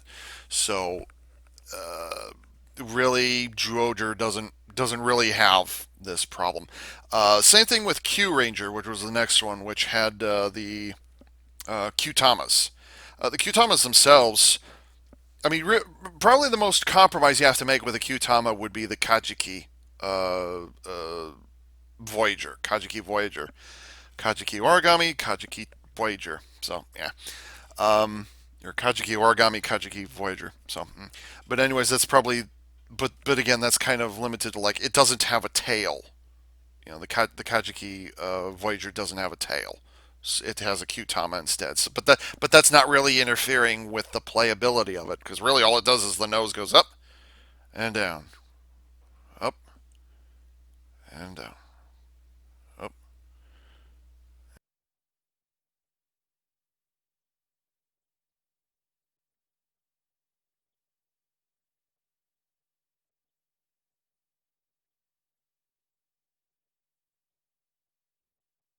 3 days later. Ha! I bet you weren't expecting that I was going to accidentally mute myself twice on that day, did you? Nah, I got you there. Yeah. So when it comes to Lupin Ranger versus Pat Ranger, it's kind of a toss up. It does and yet it doesn't have a mechanical gimmick or some other kind of unifying gimmick that gets in the way of transformation.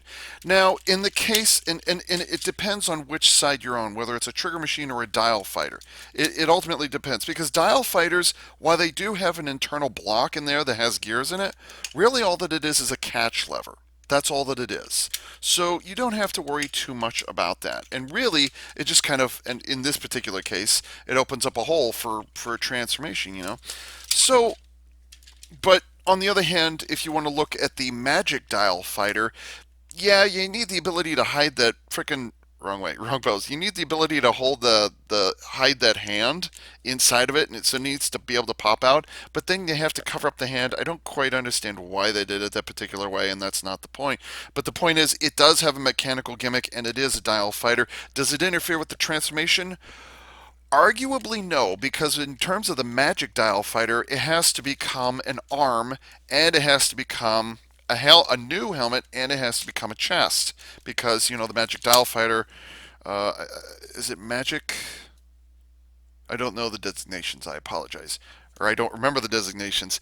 But anyways, the Magic Dial Fighter is kind of an exception. It's like, yeah, it has kind of a blocky transformation, if you can call it that. But on the other hand, it kind of needs all those things in order to transform and combine. So, like the Magic Dial Fighter is kind of an exception, you know.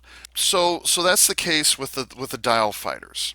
But it gets kind of weird when we start talking about trigger machines because trigger machines are a bit more complicated because they actually have spring action inside of them. That's not to say that dial fighters don't, it's just that trigger machines specifically have a unifying gimmick behind them because there's two different unifying gimmicks inside of Lupin versus Pat, you know, so you have to deal with that, or Lou Pat as the cool kids are calling it these days. So you have to deal with the gimmick where you have to be able to pull this trigger and then you have to have a spring on the inside to actually activate the thing. There's more than one trigger machine that has this problem. I'm not going to go through each and every one of them. Although, to be fair, the splash and drill trigger machines, those are both kind of bullshit because all they do is they just kind of lift the arm up, and really, you could lift that arm up yourself. So, really, they're adding a gimmick where none is necessary, other than to say that they are trigger machines. That's why they put the trigger machine feature in there even though they don't actually transform. And even in the case of the splash trigger machine, it's exactly the kind of thing. It's the same kind of scenario as with the magic dial fighter, where you know, yeah, you could fold open the front of the magic dial fighter and then have the hand out and then you know open up the hand yourself. You could do that. Yes, but with the trigger machine equivalent, which is the splash trigger machine, all you do is you pull a trigger and then the ladder thingy lifts up, but then you manually take off the helmet and the chest piece. So it's kind of like they're adding the trigger machine gimmicks, so that actually does interfere with the transformation. On the other hand, they added the dial fighter feature to the magic dial fighter, so but it doesn't get in the way of the thing just because of the shape of the dirigible. I said dirigible blimp thing. I don't care. So, you know, the Splash Dial Fighter is kind of an exception. The other thing, though, is that with most, if not all, of the trigger machines, but not necessarily the dial fighters, there's an additional function you have to deal with. So, in the case of, let's see, Ichni Sango, Pato Machine, Pato Machine Sango, I think that's what it's called. I don't remember anymore. I think it's been 3 years at this point, so please forgive me. There's an additional thing you have to do with most, but not all of the trigger machines, and that is you pull the thing, and that just extends the arm a little bit, which actually does give it the proper proportions, except for, you know, that, but eh. But then you have to. I completely attached the arms on the wrong side. Because, guns are usually on the right side and batons are usually on the left.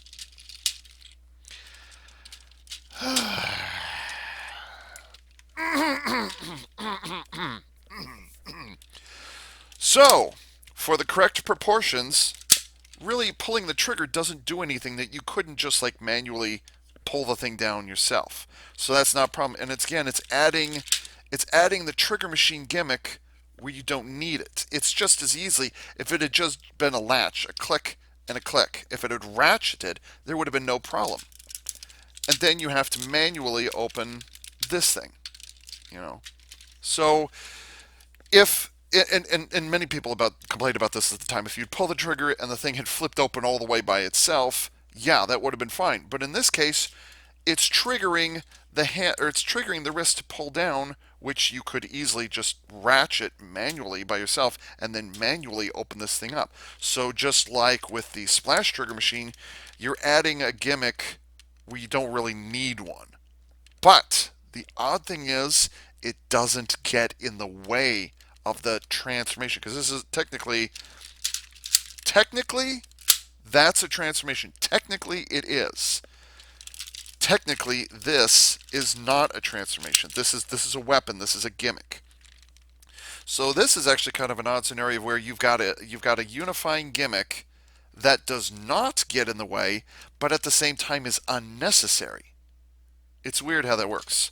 And then the same thing of Nego over here, except that, oh, it's already extended. I'm sorry. Except that over here, well, it just kind of flips out by itself. So, again, not necessary. You could pull this down manually and flip this out manually. In fact, I'll do it for you right here. Watch. See, it's already up. See, I just folded it down all by myself. So again, a unifying gimmick that does not interfere with the transformation, but is not necessary for the transformation that happens. But it doesn't get in the way. It's weird the way that works, you know? And the exact same thing with, oh, maybe they're called, oh, it's just trigger machine, whatever. And then this, again, you don't need it. You don't need it. You don't need the trigger function. And really, the gimmick that's on here is not even tied to transformation, so whatever. So, when it comes to the PAT machines, or I'm sorry, when it comes to the trigger machines, it does and it doesn't get in the way. It's kind of a weird scenario the way it works. But here's the other thing. Unlike a dial fighter, when you're using the versus changer, which is their hand machine device, with a dial fighters, they sit up on top of the versus machine, and you just turn this thing and you're good to go. But when it comes to a trigger machine, it gets extra weird because it hangs out on the underside of the versus changer, and the gimmick of a trigger machine is that when you pull on the trigger here, it pushes. There's a little button, there's a little tab, a little pink tab right there that pushes out. See that? And that pushes against the versus changer. So it's actually a double gimmick. It's not just to activate the gimmick or a transformation. It's also when you plug it into the big role play toy. You pull on the trigger here, and then it makes the whole thing make a noise. So in that way, you're tying a unifying gimmick into a role play toy, which has been done in other Super Sentai. It's just that when it comes to trigger machines, that's how that operates. I'm taking way too long for this. This is ridiculous. But there's one final unifying gimmick that must be brought up, which is tied into both trigger machines and dial fighters, and that is the little ID thingies on the underside, which, depending on which trigger machine or dial fighter you're involved with, yes, they can get in the way, but it's not.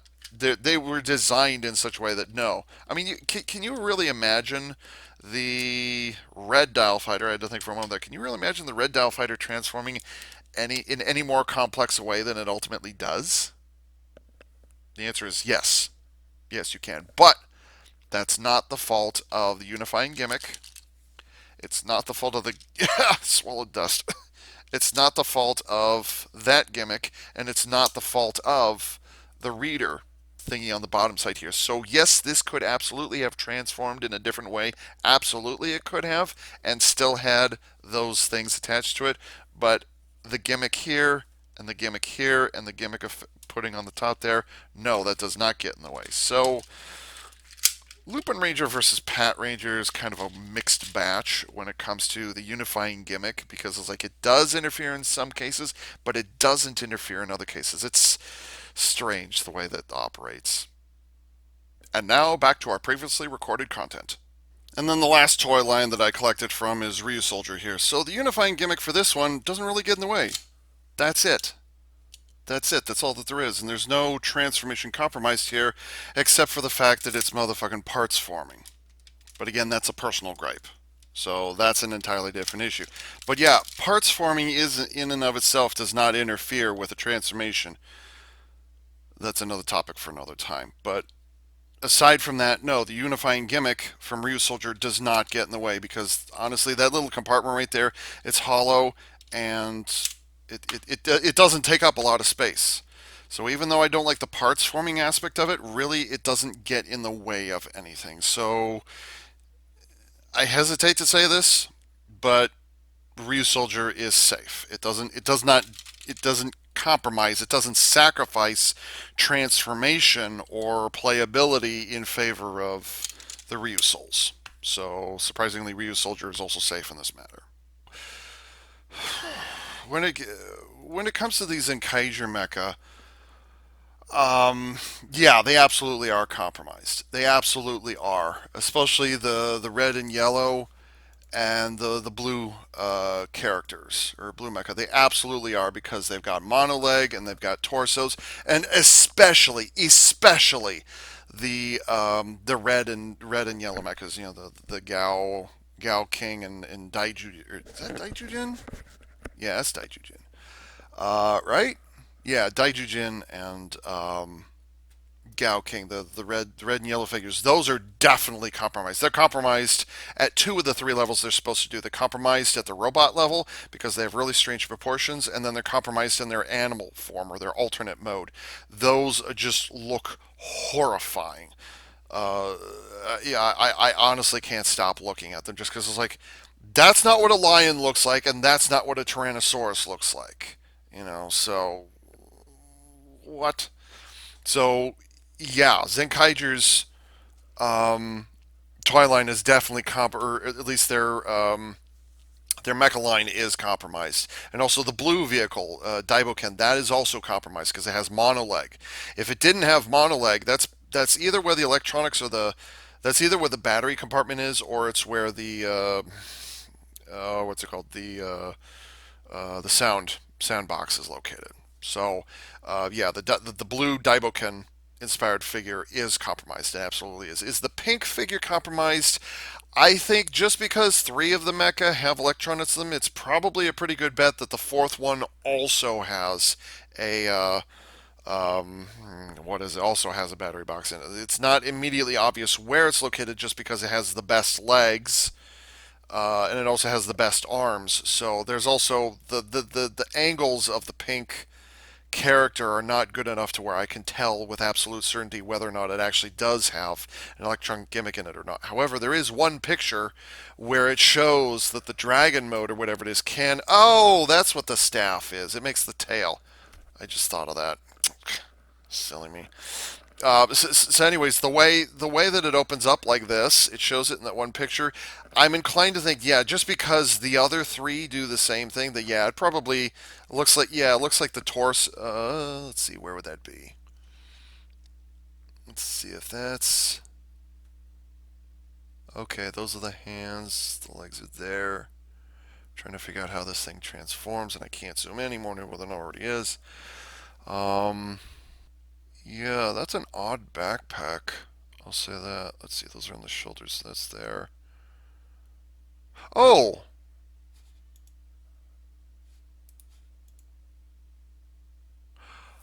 I do not believe that the pink figure, the pink mecha, can move its shoulders.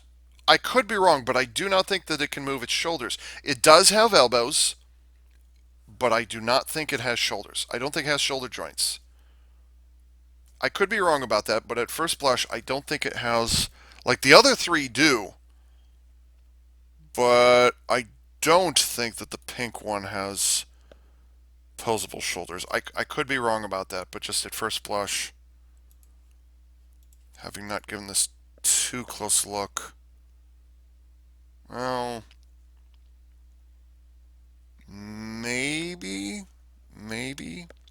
It's difficult to tell. It's difficult to tell. So yeah, I need to close this up because I've been at this for a while, quite a while. Okay, so am I going to get anything from Kikai Sentai Zenkaiger? The gun, the Henshi device? No. No, I'm not getting the twirly piece of shit was it. No. No, I'm not going to get that. What's this line called again?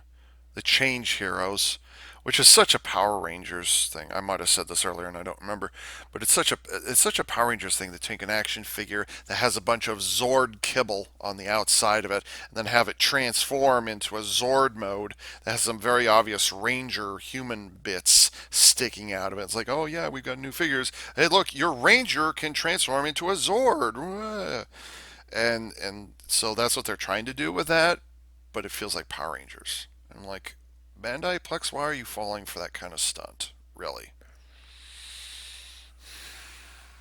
Or at least you could paint them better than you currently are. I don't know.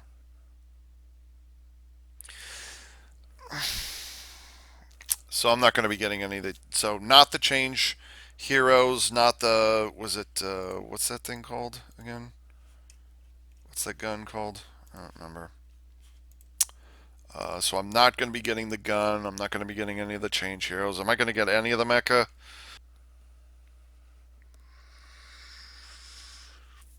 Hmm.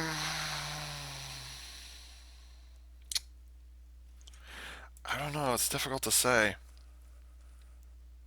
The combined robos, the symmetrical docking, that's fine. And when it's combined, the yellow and red mecha looks good. It looks fine. It's got kind of proportions where I like it. Like, okay, I can live with that. The torso is kind of long, and the legs are a little too close together, or the hips are a little too close together. But for the most part, I would say it's not bad. But then I look at the two yellow mechas and what they can do, the yellow and the red mecha. I look at what they can do, and I'm like, that's not worth it. It's not worth it to keep it just in one mode and have those stupid electronics in them. But here's my question: why do they even have electronics in those mecha? Why are they there? Because as far as I can tell, these things do not interact with what are they called? They do not interact with uh, what's it called? What are they called? I want to say metals. Uh, oh, Sentai metals. They're called Sentai metals or Sentai gear, I think is what they're called. That I can tell. None of these DX mecha interact with the Sentai metals, the Sentai gears. So then the question becomes, other than just because we can, why would you compromise these toys by putting electronics in them? Is it strictly because we can? That's the only thing I could think of. Because like they've compromised proportions and they've compromised transformation and they've compromised just aesthetics, appearances that I don't. Why did they put electronics in there? I don't understand. If it was just the red and yellow mecha, that might be understandable, but then they repeated it with the blue one, and I'm suspecting they also repeated it with the pink mecha as well. So maybe I'm missing something here. Like, is this a Lupin V Pat thing where you take the mecha and you attach it to the what was it the gun? Is that what they're trying to do? Because I don't see any indication. I'm pulling the idea out of my ass at this point. I'm getting tired.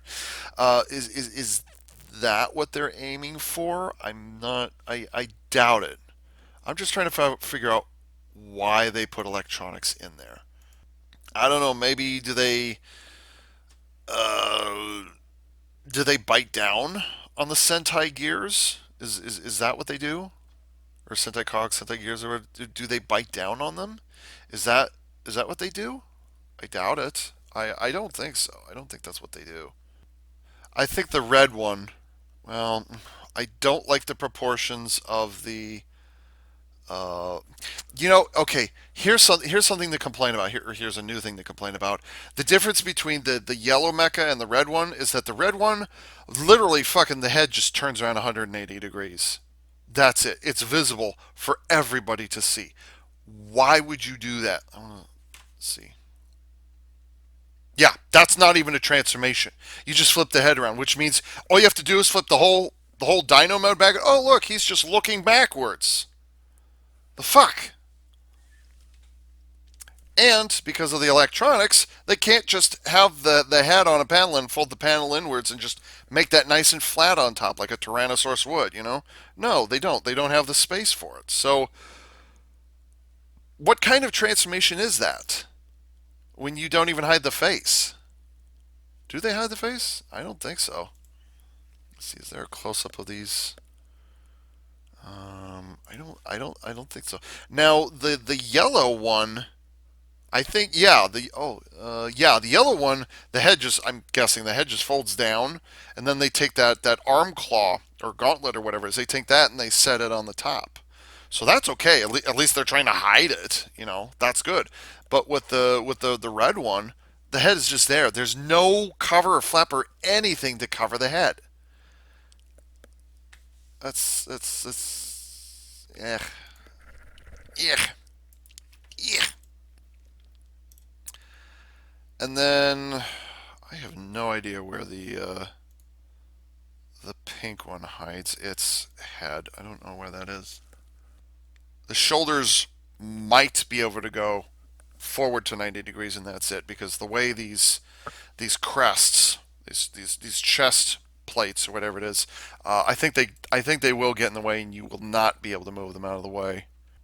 Yeah, yeah, I don't think you can move them because if you can't get them to 90 degrees, then there's some serious bullshittery. There's some serious bullshittery happening at Plex.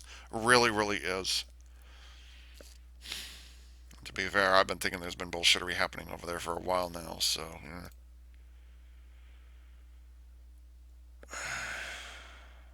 I like the idea of what they're trying to do. It's the execution that bothers me. Can I support it for the idea of? Well, I mean, I did with Geki Toja. I'm not a huge fan of the way it transforms, and they could have done it very differently. But I went out of my way to get a Bandai Asia exclusive gold plated Geki Toja, or gold finished Geki Toja. So can I do the same thing here? Yeah, I can, but the question is, do I want to?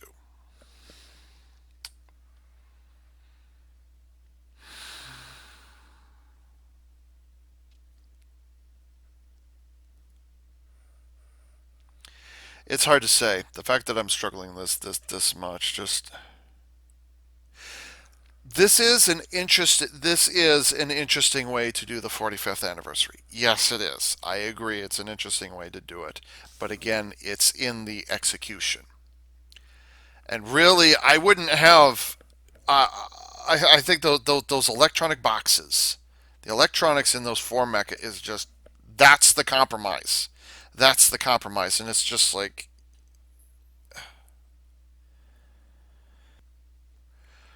I don't know. I also like the symmetrical docking. It's actually nice to be able to say that in reference to Super Sentai. Although I think that does symmetrical docking. Speaking of that piece of garbage, does symmetrical docking apply to Ex Emperor from Lupin v Pat? Does that count? I don't think it does because it's not.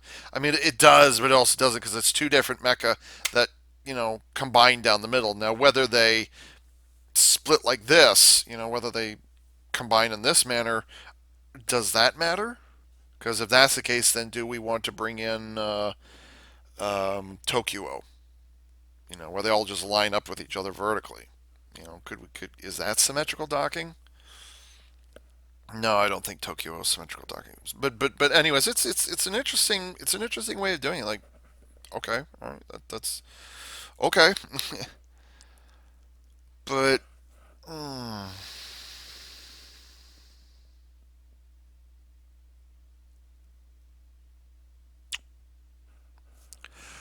off the top of my head, probably not. Um, I think the proportions of red and yellow. I can't think of what they're called. I know I'm calling them red and yellow because I haven't memorized the names yet. But just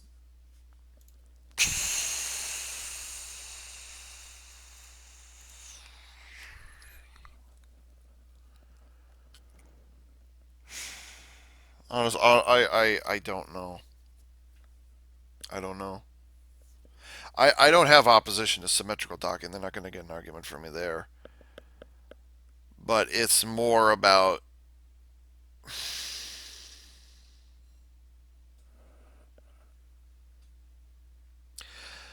I might get the pink and blue one just to say I have one. And that's primarily because I'm not opposed to all three modes that they have. I'm not opposed to that at this time.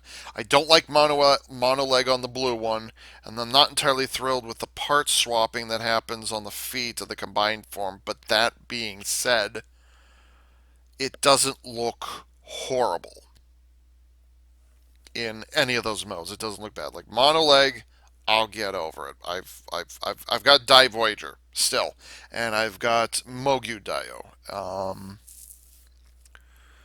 I've got Pyramidas, not King Pyramida, but Pyramidas. I've got Pyramidas with his delicious macaroni and cheese orange, and then I've got Tor the Shuttle Zord. All of those have mono legs, so like I can and I might again, but it's only mono leg because it's got batteries in it. That's why it's mono leg, and that's why I'm pissed off. So, so yeah, I might get the blue and pink one. Boy, that's going to be a conversation starter. It's like, what this big blob of pink? All the different colors I've got hanging around here, and then there's just this streak of pink, and I'm like, what is that? Hello, what's going on? So yeah, I might get blue and pink. They don't seem too bad. Besides, I like Daibo Ken and Magic King, so it's like I am being drawn to those. So okay, all right. All right. But in terms of and the red and yellow one, the combined form, the I want to say scrambled gatai so badly, even though I know that's wrong. The symmetrical docking was fine, no problem for me there. But it's kind of the other two where I have the issues. So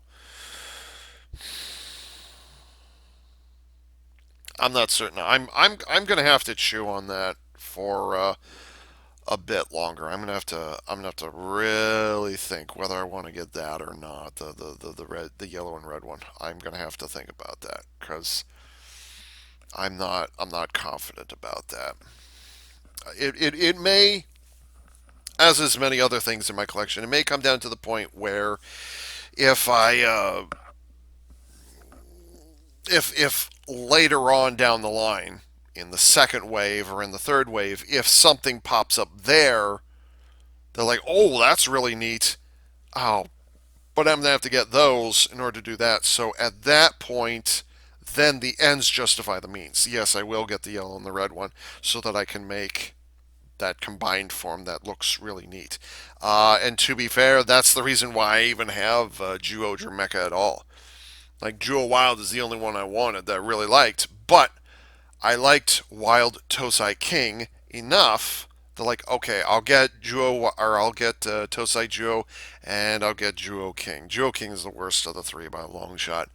Um, I shouldn't have said that, but anyways, yeah, like ends justify the means. I would not have Jewel King if it had not been for Wild Tosai King. If it hadn't been for that, I would not have gotten it. So it may very well be the exact same scenario here, where like I may not like it as it is right now, but maybe it's involved in something later on where I can like, all right, I'll overlook, and then okay, now I'll get it. But just from first wave aspects only, I'm I'm disinclined to get the red and yellow one. Blue and pink, I might get that one. I'm going to wait for reviews for other people to review it, but I might get the blue and pink one at this stage. But really, that's at this point, it's going to be the only thing that I get from Kikai Sentai Zenkaiger. Zenkaiger.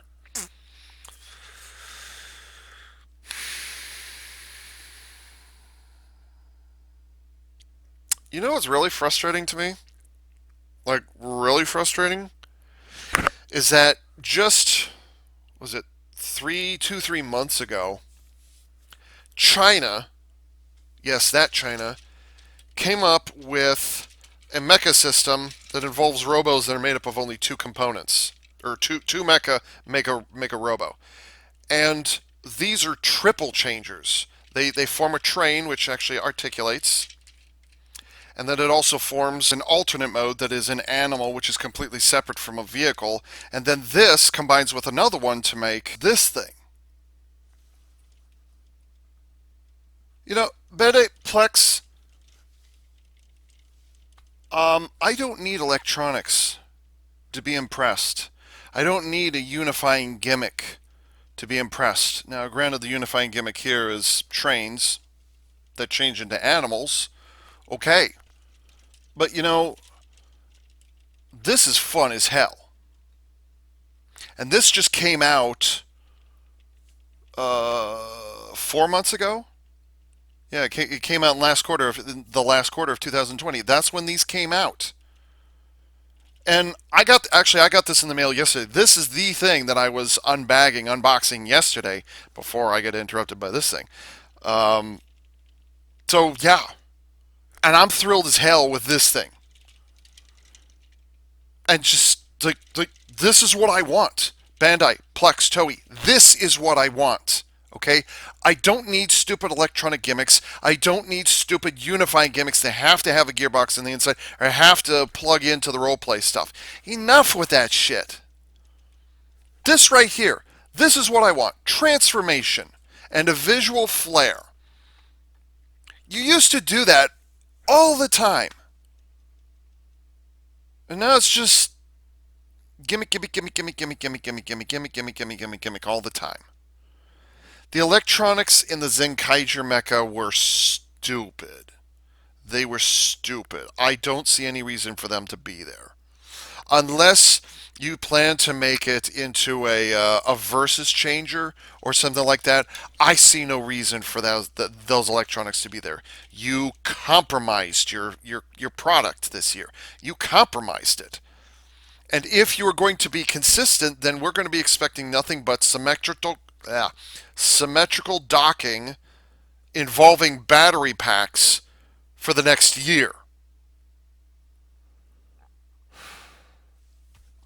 Well, at least they'll be able to combine with each other this year compared to last year when they were. It's like, oh yeah, they can all make gems. Yeah, sure, whatever. Fucking vacuum cleaner. And by the way, that's not a gun. It's just, it's a cement mixer, or it's a cement. Yeah, it's a cement truck with like little barrel thingy coming out. So.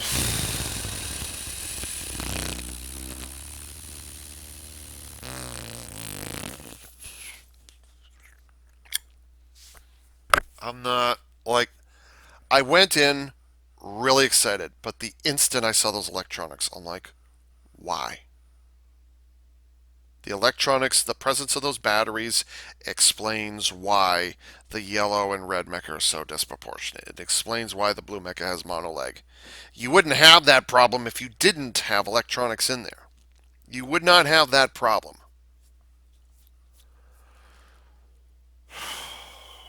So Eh,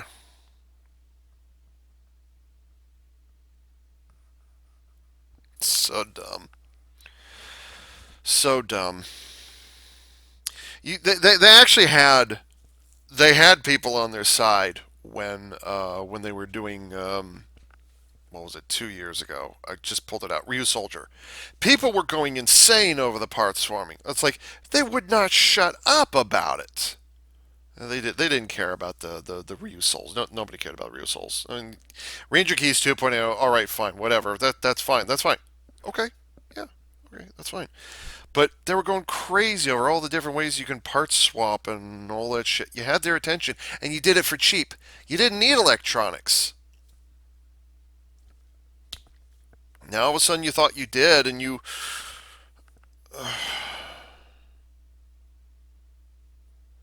For the 45th anniversary, it's not a bad idea to do symmetrical docking. It's not a bad idea to be summoning first wave robos from the past. That's not a bad idea. Okay, it's really not. That's a good idea. I'm behind that. I am behind that. Yes, I'm glad you did that. Thank you. But the mecha, the way they it's not the way they transform, but rather it's because you put a gimmick in there. You put a unifying gimmick in there that ruined it. At least you're consistent in this regard this time, in that you ruined it right off the bat. So I think out of everything I've seen so far, I think, oh, I should double check to see if they're uploading anything new. I doubt it. But let's see. Did they upload anything new? No, they did not. Does JE Fusion have anything new?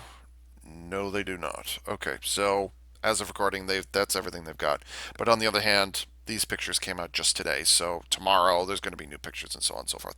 And no, I'm not going to make a new video every single time there's a new picture that comes out, so wow, this is a really long video. To imagine I did this solo. Oh, Max, Prime, if only you guys had been here, it would have been more entertaining. So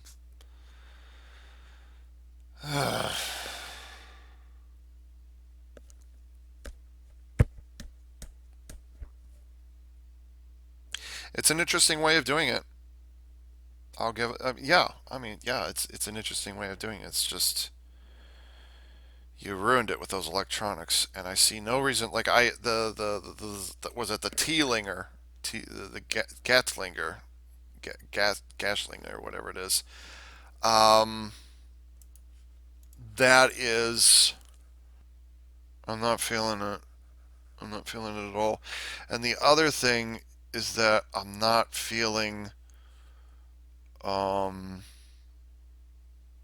the gun is so Power Rangers, not Super Sentai, but Power Rangers. That's what that Gatlinger is. So, eh. Although something I just noticed about the Gatlinger, I just noticed I'm looking at this one picture. The front grip, not the back one with the trigger, but the front grip, there's a red panel that folds down. Why is that there? Just curious. Hmm. And obviously you just lift up the back, stick the gear in there, you close it down, then when you turn the thing, you'll see the gear turning on the top. So, by the way, I'd like to point out that over 90% of the human population is right-handed. So when you hold the gun in your left and turn it with your right, you're shooting with your left hand. So, Grandmaker will be happy to hear that one. Grandmaker sucks. I wish I could be more excited for the Ranger Gears or the Sentai Gears. I wish I could be more excited with it, but I'm not. Like, okay. You know what they are? They're Pogs. That's what we're looking at here. We're looking at modern day Pogs, except they're thicker and made of plastic. So, all right. Oh God, this is gonna be like 2 hours long, and I'm all by myself. All right. So Kikai Sentai Zenkaiger. It's a mixed bag. I'll say that. All right. And so with that, this is AV Unit 4A saying thank you very much for tuning in.